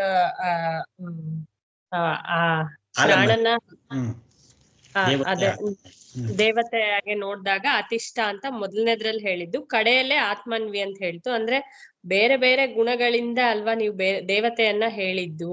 ಪ್ರಾಣನ್ ತಳ್ಳ ಹಾಕಿದ್ರೆ ದೇವತೆಗಳನ್ನ ತಳ್ಳ ಹಾಕ್ದಂಗ್ ಹೆಂಗಾಗತ್ತೆ? ಇದಕ್ಕೆ ಬೇರೆ ಬೇರೆ ಗುಣಗಳಿದೆಯಲ್ವಾ ಅಂತ. ಹಾಗೆ ಈಗ ಅಲ್ಲಿ ಅತಿಷ್ಠ ಅಂತ ಹೇಳಿದ್ದು ಆದಿತ್ಯನ ಹೇಳಿದ್ರು, ಚಂದ್ರನ್ ಹೇಳ್ಬೇಕಾದ್ರೆ ಪಾಂಡರವಾಸ ಅಂತ ಹೇಳ್ತು, ಹಾಗೆ ವಿದ್ಯುತ್ನ ಹೇಳ್ಬೇಕಾದ್ರೆ ಇನ್ನೊಂದು ಹೇಳ್ತು. ಅದಕ್ಕೆ ಆ ಪೂರ್ತಿ ಒಂದೊಂದೊಂದು ಆಲಂಬನೆ ಅದರದ್ದು ವಿಶೇಷಗಳು ಹೇಳ್ತ, ಅಲ್ಲಿ ಎಲ್ಲದರದ್ದು ವಿಶೇಷಗಳು ಹೇಳ್ತೋದು. ಹಾಗಾಗಿ ಪ್ರಾಣನನ್ನ ಅಲ್ಲಗಡ್ದು ಅಲ್ಲೆಲ್ಲ ಅಳ್ದಂಗ್ ಆಯ್ತು, ಹೇಗಾಯ್ತು ಅಂತ. ಅದು ಎಲ್ಲ ಪೂರ್ತಿ ಅದೆಲ್ಲ ಹೇಳ್ಬೇಕಾದ್ರೆ ಒಂದೊಂದಕ್ಕೂ ಒಂದೊಂದು ವಿಶೇಷ ಹೇಳಿರ್ಬೇಕಾದ್ರೆ ಇದನ್ನ ಅಲ್ಲಗಳೆದ್ಬಿಟ್ಮೇಲೆ ಅದನ್ನೆಲ್ಲ ಅಲ್ಲಗಳ್ದಂಗ ಹೇಗಾಯ್ತು ಅನ್ನೋದು ಪ್ರಶ್ನೆ. ಅದಕ್ಕೂ ಅದರದೇ ಆದಂತ ವಿಶೇಷತೆ ಇದೆ ಅನ್ನೋದು ಸ್ಪಷ್ಟವಾಗಿ ಹಿಂದೆನೆ ಹೇಳಿದೆ ಅಲ್ಲಿ. ಹಾಗಾಗಿ ಇದನ್ನ ಅಲ್ಲಗಳ್ದ್ರೆ ಎಲ್ಲವನ್ನು ಅಲ್ಲಗಳ್ದಂಗೆ ಹೇಗಾಯ್ತು ಅನ್ನೋದು ಅರ್ಥ. ಅದಕ್ಕೆ ಉತ್ತರ. ಪ್ರಾಣನ್ ಮಾತ್ರ ಅಲ್ಲಗಳ್ದಿದೆ. ಇಲ್ಲಿ ಬೇರೆ ಬೇರೆ ದೇವತೆಗಳಿಗೆ ಅದ್ರದ್ದು ಇಂಪಾರ್ಟೆನ್ಸ್ ಅಲ್ಲಗಳ್ದಿಲ್ಲ, ಅದಕ್ಕೆ ಅದ್ರ ಗುಣಗಳಿದಾವೆ ಅಂತಲ್ವಾ ಪ್ರಶ್ನೆ ಕೇಳ್ತಾ ಇರೋದು. ಈಗ ಗೊತ್ತಾಗ ಅದಕ್ಕೆ ಆದಂತ ಇವಾಗ ಅತಿಷ್ಠ ಅಂತ ಎಲ್ಲ ಗುಣಗಳು ಹೇಳಿರುವಂತದ್ದು ಆ ದೇವತೆಗಿದೆ. ಆ ದೇವತೆಗಿದೆ ಅದು. ಇವಾಗ ಕಣ್ ಮಾಡೋ ಕೆಲ್ಸ ಕೈ ಮಾಡಲ್ಲ, ಕಿವಿ ಮಾಡೋ ಕೆಲ್ಸ ಮೂಗ್ ಮಾಡಲ್ಲ, ಅದೆಲ್ಲ ಇದ್ದೇ ಇದೆ. ಅದು ಅದ್ರ ವಿಶೇಷತೆ ಇದೆಯೋ ಅಲ್ವೋ ಅದಕ್ಕೆ. ಹಾಗಿರ್ಬೇಕಾದ್ರೆ ಅಂತ ಅದು ಉದಾಹರಣೆಗೆ ಹೇಳ್ತಾ ಇರೋದು, ಅರ್ಥ ಆಗೋದಕ್ಕೋಸ್ಕರ ಹೇಳ್ತಾ ಇರೋದು. ಆ ದೇವತೆಗೆ ಸ್ಪೆಸಿಫಿಕ್ ಆಗಿ ಅದಕ್ಕೆ ಆದಂತ ಆ ಕಾರಣಕ್ಕೆ ಆ ದೇವತೆಯನ್ನು ಆಹ್ವಾನ ಮಾಡ್ಕೊಳ್ಬೇಕಾದ್ರೆ ಯಾವ ಕರ್ಮ ಮಾಡಬೇಕೋ ಅದೇ ದೇವತೆನ ಆಹ್ವಾನ ಮಾಡ್ಕೊಳ್ತಾರೆ ಅಲ್ವಾ? ಈಗ ಮುಂದೆ ಪರಿಹಾರ ಆಗಲ್ಲ. ಏಕೆಂದರೆ ಆ ದೇವತಾ ಭೇದವು ಪ್ರಾಣನಲ್ಲಿಯೇ ಒಂದಾಗಿರುವುದೆಂದು ಹಾರೆ ಕೋಲು ಗುಂಬಗಳ ದೃಷ್ಟಾಂತದಿಂದ ಸರ್ವ ಶ್ರುತಿಗಳಲ್ಲಿಯೂ ಒಪ್ಪಿರುತ್ತದೆ. ಅಂದ್ರೆ ಈ ದೇವತೆಗಳು ಒಂದೊಂದೇ ದೇವತೆಗಳಿಗೂ ಬೇರೆ ಬೇರೆ ಗುಣಗಳಿದೆ ಅಂತ ಹೇಳ್ತಲ್ಲ, ಅದೆಲ್ಲ ಪ್ರಾಣನಲ್ಲೇ ಒಂದಾಗಿದೆ ಅಂತ ಹೇಳ್ತಾ ಇದ್ದಾರೆ. ಹಾರೆ ಕೋಲು ಗುಂಬದ ಎಕ್ಸಾಂಪಲ್ ಕೊಡ್ತಲ್ಲ, ಸ್ಪೋಕ್ಸ್ ಎಲ್ಲ ಬೇರೆ ಬೇರೆ ಇರುತ್ತೆ, ಮಧ್ಯದಲ್ಲಿರೋದು ಮಾತ್ರ ಹಂಗೆ ಬದಲಾವಣೆ ಆಗ್ದಿರ ಇರುತ್ತೆ ಅಂತ ಹೇಳಿದ್ರಲ್ಲ, ಆ ದೃಷ್ಟಾಂತ ಆ ಎಕ್ಸಾಂಪಲ್ ಎಲ್ಲಾ ಶ್ರುತಿಗಳಲ್ಲೂ ಒಪ್ಪಿದೆ ಅದನ್ನ ಅಂತ. ಅದು ನೋಡಿ ಹಿಂದೆ ಅದು ದಿವ್ಯಾ ಅವರು ಅದನ್ನ ಡೆಕ್ ತುಂಬಾ ಚೆನ್ನಾಗಿ ಎಲ್ಲಾನು ತುಂಬಾ ಚೆನ್ನಾಗಿ ಅರ್ಥ ಆಗತ್ತಾರ ಎಲ್ಲ ಅದನ್ನೆಲ್ಲಾನು ಪ್ರೆಸೆಂಟೇಶನ್ ಮಾಡಿ ಕೊಟ್ಟಿದ್ರಲ್ಲ, ಅದು ನೋಡಿ ಅಲ್ಲಿ ಮಾಡ್ಬೋದು ಅದನ್ನ. ಯಾಕಂದ್ರೆ ಸ್ಥೂಲವಾಗಿರೋದ್ರಿಂದ ಪ್ರೆಸೆಂಟ್ ಮಾಡಿ ತೋರಿಸ್ಬೋದು, ಹೀಗೆ ಹೀಗೆ ಅಂತ ಹರೆಗೋಲ್ ತೋರಿಸ್ಬೋದು, ಗುಂಬ ತೋರಿಸ್ಬೋದು, ಆ ಸಪ್ತಾನಗಳು ತೋರಿಸ್ಬೋದು, ಏನಾದ್ರೂ ಒಂದು ಹಾಕಿ ತೋರಿಸ್ಬೋದು, ಪಿಕ್ಚರೈಸೇಷನ್ ಮಾಡಿ ತೋರಿಸ್ಬೋದು. ಅದೇ ಈ ಎರಡನೇ ಅಧ್ಯಾಯ ಪಿಕ್ಚರೈಸೇಷನ್ ಮಾಡಿ ತೋರ್ಸೋದಕ್ಕೆ ಎಷ್ಟು ಕಷ್ಟ ಅಲ್ವಾ ದಿವ್ಯಾ? ಯಾವ ಪ್ರಸಂಗನ ಪಿಕ್ಚರೈಸ್ ಮಾಡಕ್ ತೋರ್ಸಕ್ಕಾಗತ್ತೆ ಇಲ್ಲಿ? ಅಲ್ಲ, ಅಕಸ್ಮಾತ್ ತೋರ್ಸಿದ್ರು ಗಾರ್ಗ್ಯ ತಿಳ್ಕೊಂಡಿದ್ದಲ್ಲ ಆ ದೇವತೆಗಳು, ಅದನ್ನ ತೋರಿಸ್ಬೋದು. ಯಾಕಂದ್ರೆ ಅದು ಫೀಲ್ಡ್ ಬರೋದು ಬೇರೆ ಕಡೆ, ಆತ್ಮಜ್ಞಾನದ ಫೀಲ್ಡ್ ಅಲ್ಲಿ ಬರಲ್ಲ. ಫರ್ದರ್ ಅದು ಕೂಡ ಮುಂದುವರೆದ ಭಾಗ ಅಂತಾನೆ ಹೇಳ್ಬೇಕು. ಯಾಕೆಂತಂದ್ರೆ ಹಿಂದೆ ಏನ್ ಹೇಳ್ತಲ್ಲ ಅದನ್ನೇ ಇವನ್ ತಿಳ್ಕೊಂಡಿದ್ದಾನೆ ಅಂತ. ಸೊ ಅದೆಲ್ಲವೂ ಕೂಡ ಅದ್ರೊಳಗೆ ಸೇರ್ಕೊಳ್ಳುತ್ತೆ, ಸಪ್ತಾನ ಬ್ರಾಹ್ಮಣದಲ್ಲೇ ಸೇರ್ಕೊಳ್ಳುತ್ತೆ ಅದು. ಇನ್ನೊಂದು ವಿಷಯ ಹೇಳ್ಬೇಕು, ಹಿಂದಿನ ಬ್ರಾಹ್ಮಣ ಮೊದಲನೇ ಅಧ್ಯಾಯದಲ್ಲಿ ನಾವು ನೋಡಿದ್ವಲ್ಲ, ಅದಕ್ಕೆ ಸಪ್ತಾನ ಬ್ರಾಹ್ಮಣ ಅಂತಾರೆ ಅದು.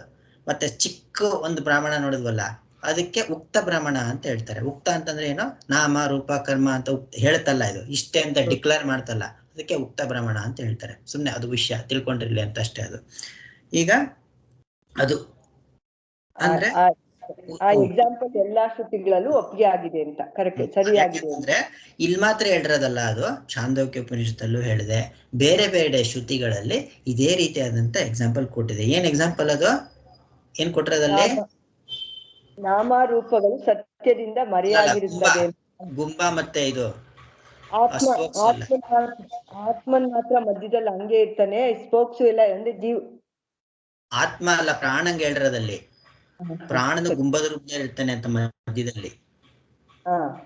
ಪ್ರಾಣನ ಚೈತನ್ಯದ ಗುಂಬ, ಅದು ಮುಖ್ಯ ಪ್ರಾಣದ ಗುಂಬ ಮಧ್ಯದಲ್ಲಿರುವಂತವನು.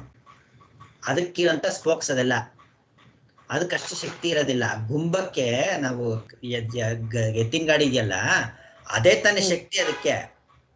ಇಡೀ ಒಂದು ಚಕ್ರ ನಡೆಸ್ಬೇಕಾರದು ಅದೇನೆ ಗುಂಬ. ಅಕಸ್ಮಾತ್ ಹಿಂದೆ ಆಚಾರ್ಯ ಭಾಷೆದಲ್ಲಿ ಬರೀದವನ್ನೆಲ್ಲ, ಅಕಸ್ಮಾತ್ ಕೋಲ್ಗಳೆಲ್ಲಾನು ಒಡೆದೋಗ್ಬಿಟ್ರು ಕೂಡ ಗುಂಬ ಸರಿಯಾಗಿದ್ರೆ ಇನ್ನೊಂದು ಕೋಲ್ಗಳೆಲ್ಲ ಸೇರಿಸಿ ಇನ್ನೊಂದು ಚಕ್ರ ಮಾಡ್ಬೋದು ಅಂತ.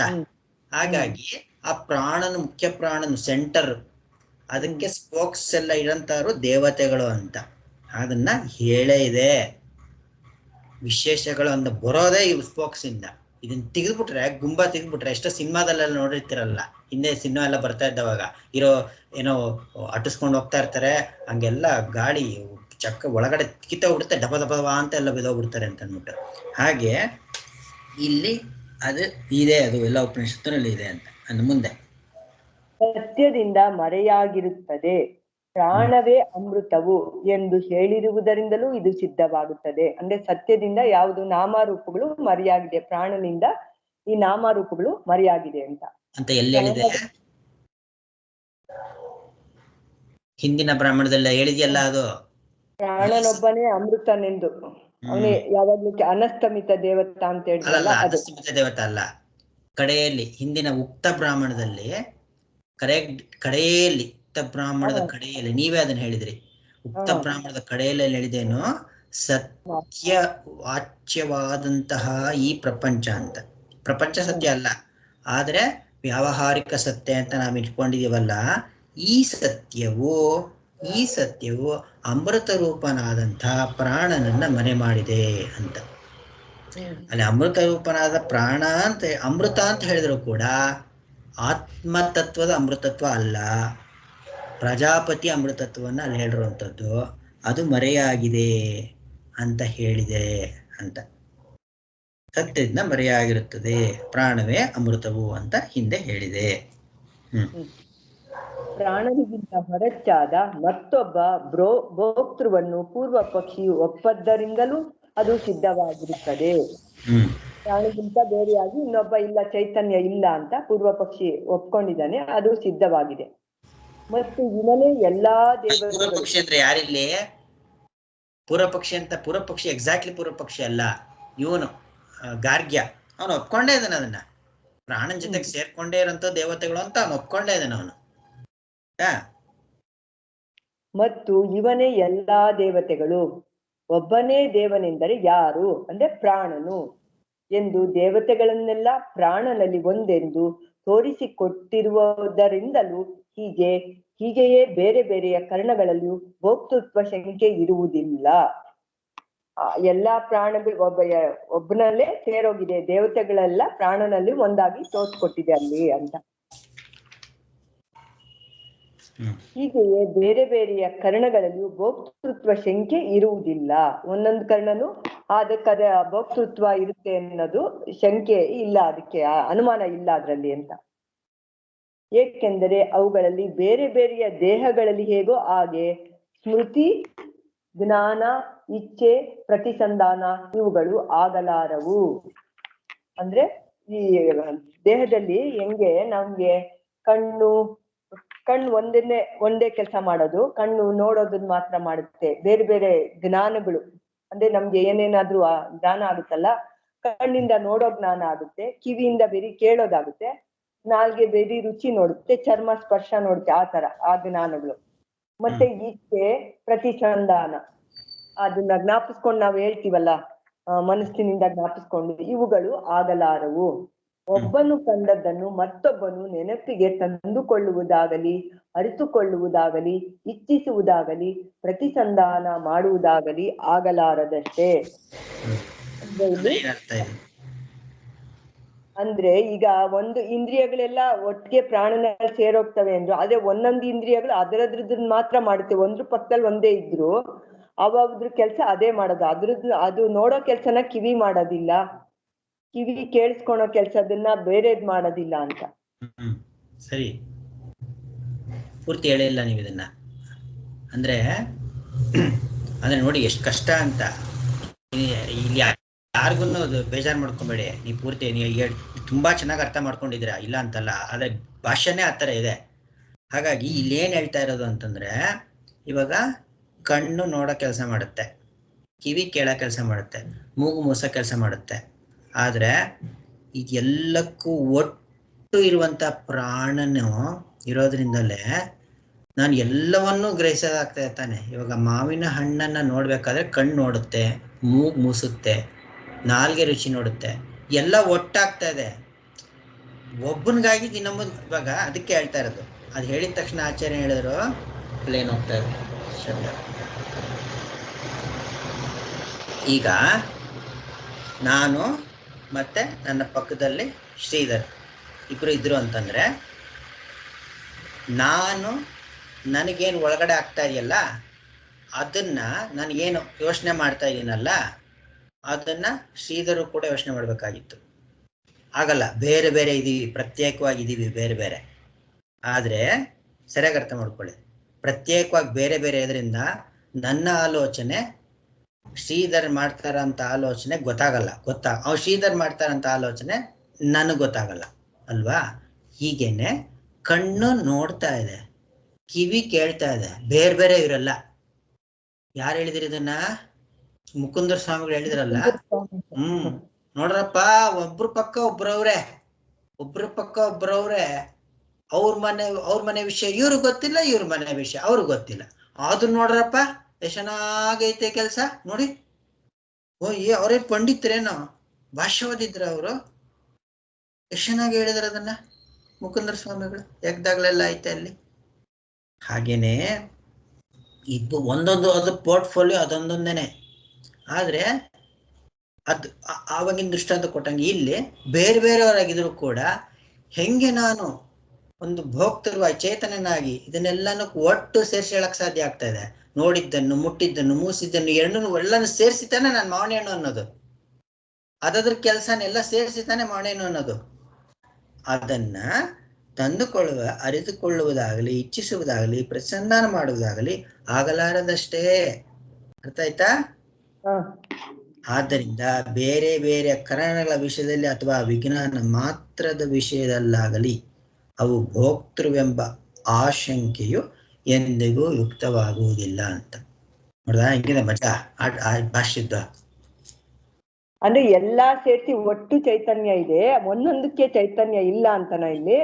ಪ್ರಾಣನಿಂದ ಎಲ್ಲದಕ್ಕೂ ಚೈತನ್ಯ ಬರ್ತಾ ಇದೆ, ಎಲ್ಲ ಸೇರ್ಕೊಂಡಿರೋದು ಅಂತ ಇನ್ನಿಸ್ತಿ ನೋಡ್ಕೊಳ್ಳೋದನ್ ಬೇಕಾದ್ರೆ ಹುಷಾರಾಗಿ.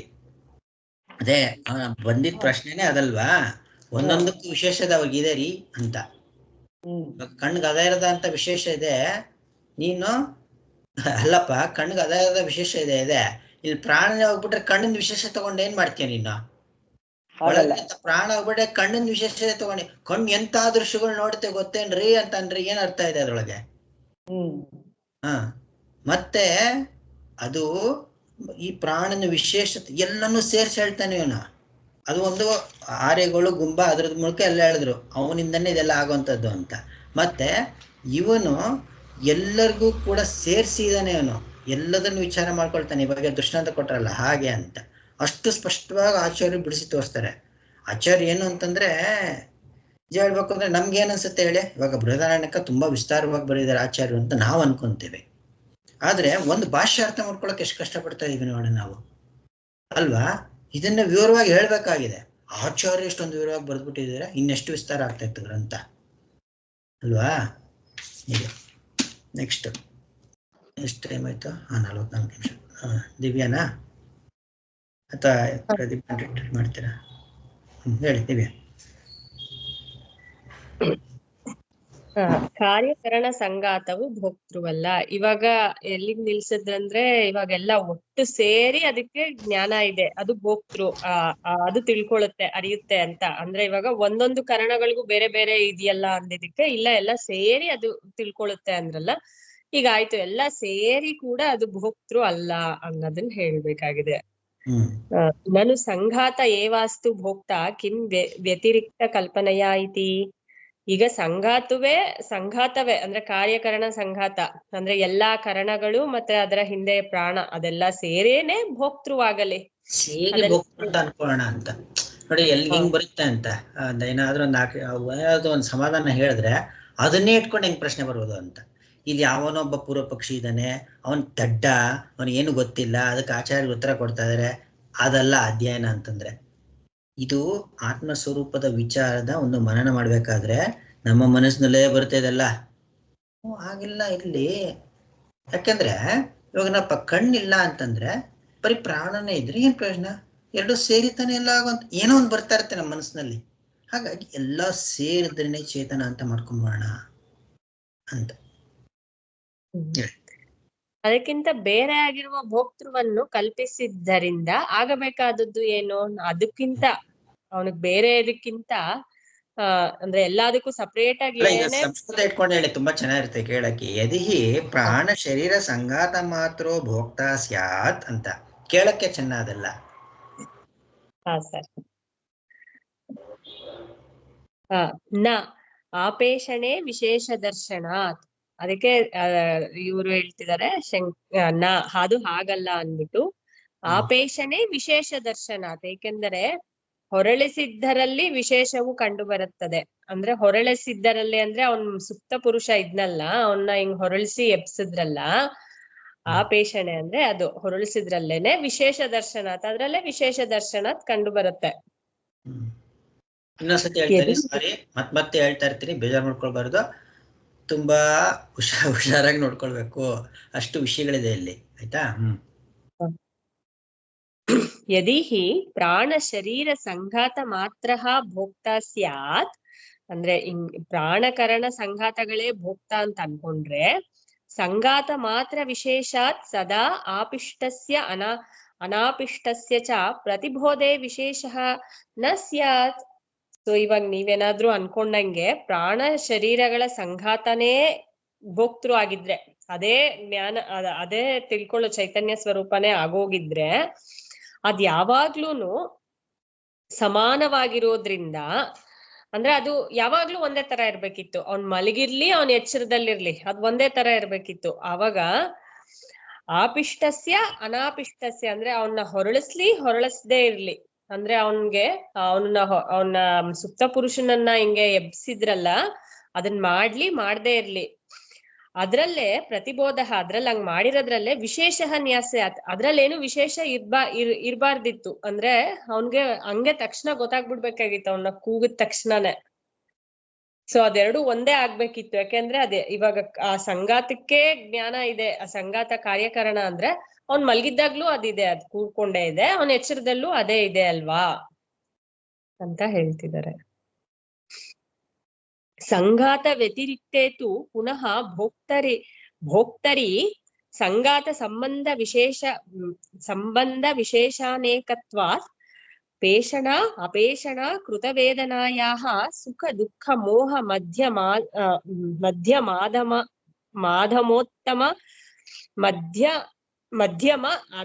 ಉತ್ತಮ ಕರ್ಮಫಭೇದಃ ಉಪಪತ್ತೇಃ ಚ ವಿಶೇಷಃ ಯುಕ್ತಃ.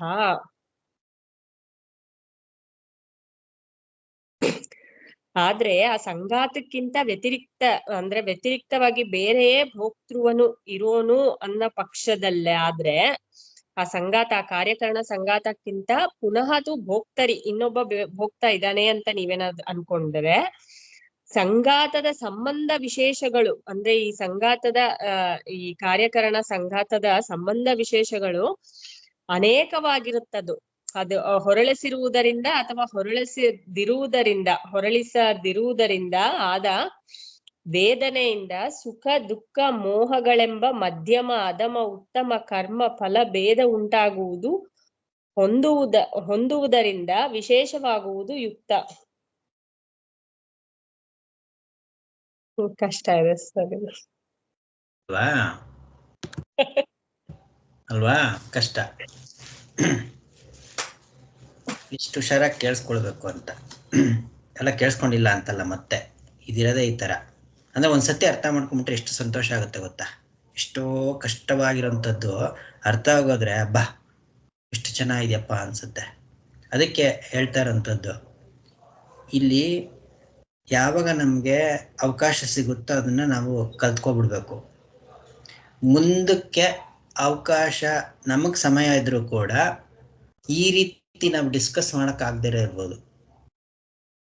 ಇವಾಗ ನನ್ ಬಿಟ್ರೆ ಬೇರೆಯವ್ರು ಇದ್ರು ಕೂಡ ನಿಮ್ಗೆ ಅವ್ರು ಗೊತ್ತಾಗ್ದೇನೋ ಇರ್ಬೋದು, ಯಾರಿದಾರೋ ಏನೋ ಅಂತ ಅಲ್ವಾ. ಹಾಗಾಗಿ ಅವಕಾಶವನ್ನು ಉಪಯೋಗಿಸ್ಕೊಳ್ಬೇಕು. ಅದಕ್ಕೆ ನಾನು ಅಷ್ಟೊಂದು ಸ್ಟ್ರೆಸ್ ಮಾಡೋದು. ಇವಾಗ ನನಗೆ ಎಲ್ಲ ಗೊತ್ತಿದ್ದು ಅಂತ ನಾನು ಹೇಳ್ತಾ ಇಲ್ಲ. ಅದಕ್ಕೆ ನಾನು ಎಷ್ಟು ಕಷ್ಟಪಡ್ತಾ ಇದ್ದೀನಿ ಅಧ್ಯಯನ ಮಾಡಕ್ಕೆ ಅಂತಂದ್ರೆ ನನಗೆ ಗೊತ್ತದು. ನಿಮ್ಗೆ ಅದನ್ನೆಲ್ಲ ಹೇಳಬೇಕು ಅಂತಂದ್ರೆ ನಾನು ಎಷ್ಟು ಕೇಳಿಸ್ಕೊಳ್ಬೇಕು, ಎಷ್ಟು ನೋಡ್ಕೋಬೇಕು. ಕೇಳಿಸ್ಕೊಂಡ್ರೂ ಎಷ್ಟೊಷ್ಟೇ ಅರ್ಥ ಆಗಲ್ಲ, ನೋಡ್ಕೊಂಡ್ರು ಅರ್ಥ ಆಗಲ್ಲ. ಆಮೇಲೆ ಗೊತ್ತಾಗುತ್ತೆ. ಗೊತ್ತಾದ್ಮೇಲೆ ನನ್ಗೆ ಹೇಳೋದು. ಇಲ್ಲಾಂದ್ರೆ ಏನೋ ಒಂದು ಹೇಳೋಕ್ ಮುಗಿಸ್ಬೇಕಲ್ಲ ಅನ್ಕೊಂಡು ಹೇಳಕ್ ಹೋಗಲ್ಲ. ಈಗ ನೋಡಿ, ಈ ಬಸವಣ್ಣವ್ರು ಹೇಳಿರೋದೇನು, ಮಡಿಕೆಯ ಮಾಡುವರೆ ಮಣ್ಣೇ ಮೊದಲು ಅಲ್ವಾ. ಮಣ್ಣು ಮೊದಲು ಮಡಿಕೆ ಮಾಡ್ಬೇಕಾದ್ರೆ. ಮಡಕೆ ಆಗ್ಬೇಕು ಅಂತಂದ್ರೆ ಏನೇನೆಲ್ಲ ಆಗುತ್ತೆ ಮಧ್ಯದಲ್ಲಿ?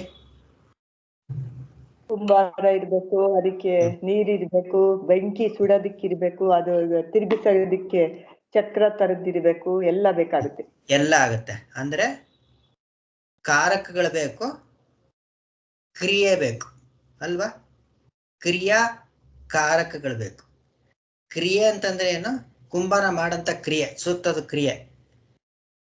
ಕ್ರಿಯೆ ಮಾಡ್ಬೇಕಾದ್ರೆ ಅದಕ್ಕೆ ಎಕ್ವಿಪ್ಮೆಂಟ್ ಬೇಕಲ್ವಾ, ಕಾರಕಗಳು. ಚಕ್ರ ಬೇಕಲ್ವಾ, ಕೋಲ್ ಬೇಕಲ್ವಾ, ಕ್ರಿಯಾ ಕಾರಕ ಬೇಕಲ್ವಾ. ಕ್ರಿಯಾ ಕಾರಕ ಆದ್ಮೇಲೆ ಮಡಕೆ ಬರುತ್ತೆ. ಮಡಕೆ ಏನದು? ಫಲ. ಅದನ್ನೇ ಕ್ರಿಯಾ ಕಾರಕ ಫಲ ಅಂತ ಹೇಳೋದು. ಎಲ್ಲಾರು ಎದುರು ಬಂದ್ಬಿಟ್ಟಿದ್ರೆ ಎಷ್ಟು ಚೆನ್ನಾಗಿರುತ್ತೆ ಅಂತ ಅನ್ಸುತ್ತೆ. ಇನ್ನೂ ಚೆನ್ನಾಗಿ ಅರ್ಥ ಮಾಡ್ಕೊಳ್ಬೋದಾಗಿತ್ತು. ಆಯ್ತಾ? ಅದು ಕ್ರಿಯಾಕಾರಕ ಫಲ. ಕ್ರಿಯಾಕಾರದ ಮೂಲಕ ಫಲ ಆಗುವಂಥದ್ದು. ಅದು ವಿಶೇಷ ರೂಪ ಆಗಿರುತ್ತೆ. ಅಂದ್ರೆ ಮಡಿಕೆ ಅನ್ನುವಂಥ ಕಾರ್ಯರೂಪದಲ್ಲಿರುತ್ತೆ. ಕಾರಣ ರೂಪದಲ್ಲಿದ್ದಾಗ ಅಂದ್ರೆ ಮಣ್ಣಿನ ರೂಪದಲ್ಲಿದ್ದಾಗ ಅದನ್ನ ಕಾರ್ಯರೂಪದಲ್ಲಿ ಯಾರು ಗುರುತಿಸುವುದಿಲ್ಲ. ಮಣ್ಣಿನ ಮುದ್ದೆ ನೋಡ್ಬಿಟ್ಟು ಅಪ್ಪ ಮಡಿಕೆ ಚೆನ್ನಾಗಿದೆಯಪ್ಪ ಅಂತ ಯಾರು ಹೇಳಲ್ಲ. ಕರೆಕ್ಟಾ? ಚಿನ್ನದ ಗಟ್ಟಿ ನೋಡ್ಬಿಟ್ಟು ಅಪ್ಪ ಎಷ್ಟ್ ಚೆನ್ನಾಗಿದೆಯಪ್ಪ ಬಳೆ ಅಂತ ಯಾರು ಹೇಳಲ್ಲ. ಶಿಲೆನ ನೋಡ್ಬಿಟ್ಟು ಅಪ್ಪ ಎಷ್ಟ್ ಚೆನ್ನಾಗಿದೆಯಪ್ಪ ಬೇಲೂರು ಶಿಲಾಬಾಲಕಿ ಅಂತ ಯಾರು ಹೇಳಲ್ಲ ಅಲ್ವಾ? ಅಂದ್ರೆ ವಿಶೇಷ ರೂಪದಲ್ಲಿ ತೋರಿಕೊಳ್ಳುವಂಥದ್ದು ಯಾವಾಗ ಅಂತಂದ್ರೆ ಕ್ರಿಯಾ ಕಾರಕದಿಂದ ಫಲವಾದಾಗ ಆ ಕಾರಣವು ವಿಶೇಷ ರೂಪದಿಂದ ತೋರಿಕೊಳ್ಳುತ್ತದೆ. ದಯವಿಟ್ಟು ಕೇಳಿ. ನಾನು ಯಾನು ಬೇಜಾರು ಮಾಡ್ಕೊಳಲ್ಲ. ಅಕಸ್ಮಾತ್ ನೀನು ಅರ್ಥ ಆಗಲಿಲ್ಲ ಅಂದ್ರೆ ನಾನು ಏನು ಬೇಜಾರು ಮಾಡ್ಕೊಳಲ್ಲ, ಅಥವಾ ನಾನು ಚಾರ್ಜ್ ಮಾಡಲ್ಲ ಇನ್ನೊಂದ್ಸತಿ ಹೇಳೋದಕ್ಕೆ. ಆಯ್ತಾ? ತುಂಬಾ ಚೆನ್ನಾಗಿರೋಂಥದ್ದು ಇದು. ಆಗ ವಿಶೇಷವಾಗುತ್ತೆ. ಆ ಕಾರಣವು ವಿಶೇಷ ರೂಪದಿಂದ ತೋರಿಕೊಳ್ಳುತ್ತೆ, ಮತ್ತೆ ವ್ಯವಹಾರಕ್ಕೆ ಉಪಯೋಗಕ್ಕೆ ಬರುತ್ತೆ. ಅಂದ್ರೆ ಕಾರಣದಲ್ಲಿ ಇದು ಆದ್ಮೇಲೆ ಅದು ತಾನು ಬೇರೆ ಬೇರೆ ರೂಪದಲ್ಲಿ ತೋರಿಕೊಳ್ಳುವಂಥದ್ದು. ಇನ್ನೊಂದು ಉದಾಹರಣೆ, ಈಗ ದಿವ್ಯಾವ್ರ ಮನೆ ಹತ್ರ ಎಲ್ಲ ಐಸ್ ಆಗ್ಬಿಟ್ಟಿದೆ, ಬರ್ಫ್ ಆಗ್ಬಿಟ್ಟಿದೆ ನೋಡಿ ಅಂತ ವಿಡಿಯೋದಲ್ಲೆಲ್ಲ ತೋರಿಸಿದ್ರು. ಎಷ್ಟೊಂದು ಐಸ್ ಆಗ್ಬಿಟ್ಟಿದೆ ನೋಡಿ, ಎಷ್ಟೊಂದು ಬೆಳಗ್ಗೆ ಎಳೋದಕ್ಕೆ ಆಗೋದಿಲ್ಲ ಅಂತ. ಅದೇನದು? ಆ ನೀರು ತನ್ನ ಸ್ವಭಾವದಲ್ಲಿ ಅದು ಬರ್ಫ್ ಅಲ್ಲ, ಐಸ್ ಅಲ್ಲ. ಅದು ನೀರಿನ ಸ್ವಭಾವ ಅದು ಒಂದ್ ಕಡೆ ನಿಂತ್ಕೊಳೋದಲ್ಲ. ಒಂದ್ ಕಡೆ ನಿಂತ್ಕೊಂಡ್ರೆ ನೀರಂತೀರ ಅದಕ್ಕೆ? ನೀರಿನ ಸ್ವಭಾವ ಅಲ್ಲ ತಾನೆ? ಆ ನೀರು ಐಸ್ ಆಗ್ಬೇಕು ಅಂತಂದ್ರೆ ಹೊರಗಿನ ಉಪಕರಣಗಳು ಬೇಕೋ ಇಲ್ವೋ? ಅದು ಪ್ರಾಕೃತಿಕವಾಗಿ ಆಗುವಂಥದ್ದು ಆ ಐಸ್ ಅನ್ನುವಂಥದ್ದು. ನೀರಿನ ಸ್ವಭಾವವು ಅದು ಬೇರೆ ಐಸ್ ಆಗ್ಬೇಕು ಅಂತಂದ್ರೆ ಆ ಒಂದು ಕ್ಲೈಮ್ಯಾಟಿಕ್ ಕಂಡೀಷನ್ ಅಲ್ಲಿತ್ತು. ಇವಾಗ ರೆಫ್ರಿಜರೇಟರ್ ನಲ್ಲಿ ಫೋರ್ಸ್ ಮಾಡ್ತೀವಿ ಅದನ್ನ ಐಸ್ ಮಾಡೋದಕ್ಕೆ. ಹಾಗಾಗಿ ಆ ಕಾರಣವು ವಿಶೇಷ ರೂಪದಲ್ಲಿ ತೋರ್ಕೊಂಡು ಐಸ್ ರೂಪದಲ್ಲಿ. ಇನ್ನೊಂದು ಉದಾಹರಣೆ, ಅದೇ ನೀರಿನ ಉದಾಹರಣೆ. ಅದೇ ನೀರಿನ ಸ್ವಭಾವ ಏನಪ್ಪ? ಮೇಲಿಂದ ಕೆಳಗರಿಯೋದು ಅಲ್ವಾ? ಯಾವತ್ತಾದ್ರೂ ಕೆಳಗಿಂದ ಮೇಲೆ ಹರಿಯುತ್ತಾ? ಹರಿಯಲ್ಲ. ಅಂದ್ರೆ ಸ್ವಭಾವ ಮೇಲಿಂದ ಕೆಳಗರಿಯೋದೇ ನೀರಿನ ಸ್ವಭಾವ. ಆದ್ರೆ ಫೌಂಟೈನ್ ಅಲ್ಲಿ ಕೆಳಗಿಂದ ಮೇಲರಿಯುತ್ತೆ. ಅದು ಸ್ವಭಾವನ? ನೀರಿನ ಸ್ವಭಾವನ ಕೆಳಗಿಂದ ಮೇಲೆ ಹರಿಯೋದು? ಅಲ್ಲ, ಕೆಳಗಡೆ ಒಂದು ಮೋಟರ್ ಹಾಕಿರ್ತಾರೆ. ಮತ್ತೇನಾಯ್ತು? ಫೌಂಟೈನ್ ಹೊರಗಡೆನ ಒಂದು ಕ್ರಿಯೆ ಬೇಕಲ್ಲಿ. ಹೊರಗಡೆನ ಒಂದು ಕ್ರಿಯೆ ಬೇಕು. ಎಂತ ಕ್ರಿಯೆ? ಆ ಸಹಜವಾಗಿ ಮೇಲಿಂದ ಕೆಳಗೆ ಹರಿದನ್ನ ಮೇಲಕ್ಕೆ ಮಾಡಕ್ಕೆ ಕ್ರಿಯೆ ಬೇಕಲ್ಲಿ. ಆ ಕ್ರಿಯೆ ಕಾರಕದಿಂದ ಏನಾಯ್ತು? ಆ ನೀರು ವಿಶೇಷ ರೂಪದಲ್ಲಿ ತೋರಿಕೊಂತು. ತನ್ನ ಅಸ್ತಿತ್ವವನ್ನು ಬಿಡದೆ, ನೀರಿತ್ವವನ್ನು ಬಿಡದೆ, ಇವಾಗ ಐಸ್ ಅಂತ ಕರೆದು ನೀರೇನೆ, ಆದ್ರೆ ವಿಶೇಷ ರೂಪದಲ್ಲಿ ತೋರಿಕೊಂಡಿತ್ತು. ಆಯ್ತಾ? ಇಷ್ಟು ಉದಾಹರಣೆಗಳು ಅರ್ಥ ಮಾಡ್ಕೊಂಡಿದ್ರೆ ದ್ರಾಷ್ಟಾಂತ ಅರ್ಥ ಆಗುತ್ತೆ. ಆಯ್ತಾ? ದ್ರಾಷ್ಟಾಂತದಲ್ಲಿ ಏನಪ್ಪಾ ಅಂದ್ರೆ ನಿಮ್ಗೆ ಯಾರಾದ್ರೂ ಹೇಳಿ ಅಂತ ಹೇಳ್ಬೋದು, ಆದ್ರೆ ತಿರ್ಗಾ ಮತ್ತೆ ಅದು ರಿಪಿಟೇಷನ್ಸ್ ಆಗ್ಬಿಡುತ್ತೆ. ಅದಕ್ಕೋಸ್ಕರ ಬೇಡ, ನಾನೇ ಹೇಳ್ತೀನಿ. ಆದ್ರೆ ದಯವಿಟ್ಟು ಅರ್ಥ ಆದ್ರೆ ಕೇಳಬೇಕು. ಅದೇ ರೀತಿ ಇಲ್ಲಿ ಇವಾಗ ಸುಪ್ತ ಪುರುಷ ಅಲ್ಲಿದ್ದಾನೆ. ಅದಕ್ಕೆ ಹೇಳಿದ್ದು ಕತೆ ಒಂದೊಂದು ಭಾಗನೂ ಇಂಪಾರ್ಟೆಂಟ್ ಅಲ್ಲಿ ಅಂತ. ಮಲ್ಕೊಂಡಿದ್ದಂತ ಪುರುಷ ಅಲ್ಲಿದ್ದ. ರಾಜ ಏನ್ ಮಾಡ್ದ? ಬೃಹನ್ ಪಾಂಡರವಾಸ ಅಂತ ಹೆಸರಿಂದ ಕೂಗ್ದ. ಅವನು ಹೇಳಿಲ್ಲ. ಆಮೇಲೆ ಏನ್ ಮಾಡಿದ್ದ ಆಮೇಲೆ ಅಲ್ಲಾಡಿಸಿ ಎಬ್ಬರಿಸ್ದ. ಆಗ ಅವನು ಎದ್ದ. ಅಷ್ಟು ಬಂದಿದೆ ತಾನೆ, ಅವನು ಎದ್ದ ಅಂತ. ಈಗ ಕಾರಣ ರೂಪದಲ್ಲಿ ಇದ್ದಾಗ ಅಂದ್ರೆ ಸುಪ್ತನಾಗಿದ್ದಾಗ ತನ್ನ ಕಾರಣದಲ್ಲಿ ಒಂದಾಗಿದ್ದ, ಕಾರಣದಲ್ಲೇ ಇದ್ದ ಅವನು. ಅಂದ್ರೆ ತನ್ನ ಸ್ವಭಾವದಲ್ಲೇ ಇದ್ದವನು, ತನ್ನ ಮೂಲ ಸ್ವಭಾವದಲ್ಲೇ ಇದ್ದವನು. ಹೇಗೆ ನನ್ನ ಉದಾಹರಣೆಗಳೆಲ್ಲ ನೆನ್ಪಿಟ್ಕೊಳ್ಳಿ, ಇಲ್ಲಿ ಉದಾಹರಣೆಗಳಿದೆಲ್ಲ ಆ ಕಾರಣ ಸ್ವರೂಪದಲ್ಲಿ ಇದ್ದ. ಈಗ ಹೊರಗಡೆಯಿಂದ ಕ್ರಿಯಾಕಾರಕಗಳಾಯ್ತು, ಕ್ರಿಯೆ ಆಯ್ತು. ಇಲ್ಲಿ ಏನ್ ಕ್ರಿಯೆ? ಅಲ್ಲಾಡ್ಸಿ ಮಾಡಿದ್ದು. ಕುಂಭಕರ್ಣಂಗೆ ಎಷ್ಟು ಕ್ರಿಯೆಗಳು ಮಾಡಿದ್ರಪ್ಪ ಅವನಿಗೆ, ಏನೇನೆಲ್ಲ ಕ್ರಿಯೆಗಳು ಮಾಡಿದ್ರು ಅವನ್ನ ಎಬ್ಬರಿಸೋದಕ್ಕೆ. ಅದನ್ನ ನೆನ್ಸ್ಕೊಳ್ಳಿ. ನಮ್ಗ್ ಮಾಡಿದ್ದಲ್ಲ, ಎಷ್ಟೊಂದು ಮಾಡಿದ್ರು, ಒಡೆದ್ರು, ಬಾಣದಲ್ಲಿ ಚುಚ್ಚಿದ್ರು, ಆನೆ ಕರ್ಸಿದ್ರು, ಕೂಗಿದ್ರು, ಕೀ ಅಂತರು ಮಾಡಿದ್ರು, ಏನೇನೋ ಮಾಡಿದ್ರು, ಅವನು ಇರ್ಲಿಲ್ಲ. ಒಟ್ನಲ್ಲಿ ಕ್ರಿಯಾಕಾರಕಗಳಾಯ್ತು. ಆಮೇಲೆ ಏನಾಯ್ತು, ಅವನು ಎದ್ನಲ್ಲ, ಎದ್ದಿದ ತಕ್ಷಣನೇ ಏನಾಯ್ತು? ವಿಶೇಷ ಗೊತ್ತಾಯ್ತು. ಏನಾಯ್ತು? ಅದೇ ವಿಶೇಷ ಜ್ಞಾನ. ಅವನು ಅದೇ ಅವನಿಗೆ ಆ ಕರ್ಮ ಫಲಗಳೆಲ್ಲ ಬಂದ್ಬಿಡ್ತು ಅವನಿಗೆ. ಗುರುಗಳು ಬ್ರಹ್ಮಜ್ಞ ವಚನದಲ್ಲಿ ಬರೆಯುವಂಥದ್ದು, ನಾನು ಬರೇ ನಾನಾತ್ವ ಬಂತು ಬ್ರಹ್ಮಜ್ಞ. ಇವಾಗ ಅನ್ಕೊಳ್ಳಿ, ಎಲ್ಲರಿಗೂ ದುಃಖ ಜೀವನದಲ್ಲಿ ಆಗಿದೆ ತಾನೆ. ಎಲ್ಲರಿಗೂ ದುಃಖ ಅನುಭವಿಸ್ತಾ ಇರೋರು ಯಾರಾದ್ರೂ ಇದಾರೆ ಇಲ್ಲಿ? ಯಾರು ಇಲ್ಲ. ಒಂದೊಂದ್ಸತಿ ಏನಾಗುತ್ತೆ ಅಂತಂದ್ರೆ, ಎಲ್ಲರಿಗೂ ಕೂಡ ಒಂಥರ ಜೀವನದಲ್ಲಿ ಸಾಮಾನ್ಯವಾಗಿ ಮನೋಶಾಸ್ತ್ರಜ್ಞನ ಹೇಳಿರೋದು, ಎಲ್ಲರೂ ಕೂಡ ಜೀವನದಲ್ಲಿ ಒಂದಲ್ಲ ಒಂದ್ ರೀತಿಯಾಗಿ ಸತ್ತೋಗ್ಬಿಟ್ರೆ ಚೆನ್ನಾಗಿರ್ತಾ ಇತ್ತು, ಸೂಯಿಸೈಡ್ ಅಟೆಂಡ್ ಮಾಡ್ಕೊಳ್ಬಿಟ್ರೆ ಸರಿಯಾಗಿರ್ತಾ ಇತ್ತು ಅಂತ ಎಲ್ಲರಿಗೂ ಅನ್ಸುತ್ತಂತೆ. ಅಂದ್ರೆ ಅಂಥ ದುಃಖ ಆಗಿರ್ಬೇಕಾದ್ರೆ ಮಲಗಿರ್ತೀವಲ್ಲ ಚೆನ್ನಾಗಿ, ಎದ್ದಿದ ತಕ್ಷಣನೇ ಇಂಥ ದುಃಖಪ್ಪ ಎಲ್ಲಾನು ಬಂದ್ಬಿಡುತ್ತೆ ನಮ್ಗೆ. ಎಂಥದ್ದು ಸಾಲ್ವ್ ಮಾಡಕ್ಕಾಗ್ತಿರಂತ ಸಮಸ್ಯೆಗಳು, ಅದು ಇದು ಎಲ್ಲ ಬಂದ್ಬಿಡುತ್ತಲ್ಲ, ಎಲ್ಲಾ ವಿಶೇಷಗಳು. ಅದನ್ನೆಲ್ಲ ಹೇಳ್ತಾ ಇರೋದು. ಮತ್ತೆ ಓದಿ ಇದನ್ನ, ಮತ್ತೆ ಓದಿ. ಹೋಮ್ವರ್ಕ್ ಇದು ನಾಳೆಗೆ. ಮತ್ತೆ ಓದಿದೆಲ್ಲ ಎಷ್ಟು ಚೆನ್ನಾಗಿದೆ ಅಂತ ಗೊತ್ತಾಗತ್ತೆ. ಮಾಡಿದ ಎಲ್ಲಾ ಬಂದು ತೋರ್ಕೊಂಡ್ಬಿಡುತ್ತೆ, ಎಲ್ಲ ಬಂದ್ಬಿಡುತ್ತೆ. ಅವನ್ ಸೈನಿಕ, ಅವನ್ ಏನಿಲ್ಲ, ಆರಾಮಾಗಿದ್ದ. ಅವನು ಎಲ್ಲ ರಾಜ ಆಗಿಲ್ಲ, ರಂಕ ಆಗಿಲ್ಲ, ಎಲ್ಲ ಒಂದೇ ಆಗ್ಬಿಟ್ಟಿದ್ದ. ಅಲ್ಲಿ ಎಬ್ಬರ್ಸೋದು, ಅವ್ರ ಜೊತೆಗೆ ಭಯ ಬೇರೆ. ರಾಜನೇ ಸೂಪರ್ವೈಸರ್ ಬಂದಿದ್ರೆ ಪರವಾಗಿಲ್ಲ, ಅವ್ನು ಸ್ವಲ್ಪ ಅಡ್ಜಸ್ಟ್ ಮಾಡ್ಕೊಂಡ್ಬಿಡೋದಾಯ್ತು ಅವನಿಗೆ, ಏನ್ ಬಿಡಯ್ಯ ಅಂತ. ರಾಜ ಬಂದ್ಬಿಟ್ಟಿದ್ದಾನೆ ಎದುರಿಗೆ, ಏನಾಗುತ್ತೋ ಏನೋ ಅಂತ ಗೊತ್ತಿಲ್ಲ ರಾಜನಿಗೆ. ಅವನ್ ಪಾಪ ಅವನಿಗೇನು ಗೊತ್ತೋ, ಗಾರ್ಗ್ಯ ಅನ್ನೋ ಬ್ರಾಹ್ಮಣದೇನ ಅವನಿಗೆ ಹೇಳಕ್ಕೋಸ್ಕರ ಉಪದೇಶಕ್ಕೋಸ್ಕರ ಮಾಡಿದಾನೆ ಅಂತ ಅವನಿಗೇನು ಗೊತ್ತೋ. ಇವನ್ ಭಯ. ಎಲ್ಲ ಬಂತೋ ಇಲ್ವೋ ಗೊತ್ತಾಯ್ತಾ? ಶ್ರೀಧರ್ ಗೊತ್ತಾಯ್ತಾ? ಆಯ್ತು ರೇಗು, ಅರ್ಥ ಆಯ್ತು. ಲಾಸ್ಟ್ ಪಾರ್ಟ್ ನಮ್ಗೆ ಗೊತ್ತಾಗಿಲ್ಲ, ಇನ್ನೊಂದ್ಸರಿ ಕೇಳ್ಬೇಕು ಅಥವಾ ಓದ್ಬೇಕು. ಪ್ರತಿಭಾ ಆಂಟಿ? ಗೊತ್ತಾಯ್ತು. ಅದೇ ಮಲ್ಕೊಂಡಿರೋವಾಗ ಏನು ಗೊತ್ತಿರಲ್ಲ, ಎದ್ಮೇಲೆ ಹೆಂಗೆ ಮಣ್ಣಿನಿಂದ ಸಲಕರಣೆಗಳಿಂದ ಎಲ್ಲ ಹೆಂಗ್ ಆಯ್ತೋ ಅದೇ ತರ ನಮ್ಗುನು ಜೊತೆಗೆ ಅದ್ರ ತರನೇ ಫಲಗಳಾಗೋಯ್ತು. ಆ ಫಲಗಳೇ ಸುಖ ದುಃಖಗಳು. ಏನಪ್ಪಾ ಅಂದ್ರೆ ಕ್ರಿಯಾಕಾರಕಗಳಾದ್ಮೇಲೆ ಇದೆಲ್ಲ ತೋರ್ಕೊಳ್ಳೋದು ಅನ್ನೋದು ಮುಖ್ಯ. ಇದು ಅದು ಫೋರ್ಸಬಲಿ ಆಗುವಂಥದ್ದು. ಕಾರಣದ ಮೇಲೆ ಅದಾದವಾಗ ಇಷ್ಟೊಂದೆಲ್ಲ ತೋರ್ಕೊಳ್ಳೋದು. ಇದು ನಮ್ಗೆ ಏನೇ ಮಾಡಿದ್ರೆ ಎಷ್ಟು ತಲೆ ಬುಡ ಅರ್ಥ ಮಾಡ್ಕೊಂಡು ನಮ್ಗೆ ವಿವರಣೆ ಎಲ್ಲ ಅರ್ಥ ಆಗಲ್ಲ ಇದು. ಅದಕ್ಕೆ ಗುರುಗಳ ಒಂದು ಮಹಾಮಹಿಮೆ ಅನ್ನೋದು ಇಲ್ಲಿ ಗೊತ್ತಾಗದು ನಮ್ಗೆ. ಸುಮ್ಮನೆ ಗುರುಗಳು ಕಾಲು ಹೊತ್ಬಿಟ್ಟು ಸೇವೆ ಮಾಡ್ಬಿಟ್ಟು ಗುರು ಸೇವೆ ಆಗೋಯ್ತು ಅಂದ್ರೆ ಅದ್ರ ಅಷ್ಟು ಮಟ್ಟಿಗೆ ಆಗುತ್ತೆ, ಅದೇನೋ ನಿಜಾನೇ. ಆದ್ರೆ ಗುರುಗಳು ನಮ್ಗೆ ಏನ್ ಕೊಟ್ಟಿದ್ದಾರೆ ಅಂತ ಅದನ್ನ ನೋಡ್ಕೊಂಡ್ರೆ ಆಗೋದು ಅಂತ ತಿರಸ್ಕಾರನೂ ಮಾಡಂಗಿಲ್ಲ. ದೇವ್ರು ಅವ್ರ ಪೂಜೆ ಮಾಡೋಂಥದ್ದು, ಅವ್ರ ಉಪಾಸನೆ ಮಾಡೋಂಥದ್ದು ಬೇರೆ, ಅದೆಲ್ಲ ಮಾಡ್ಬೇಕು.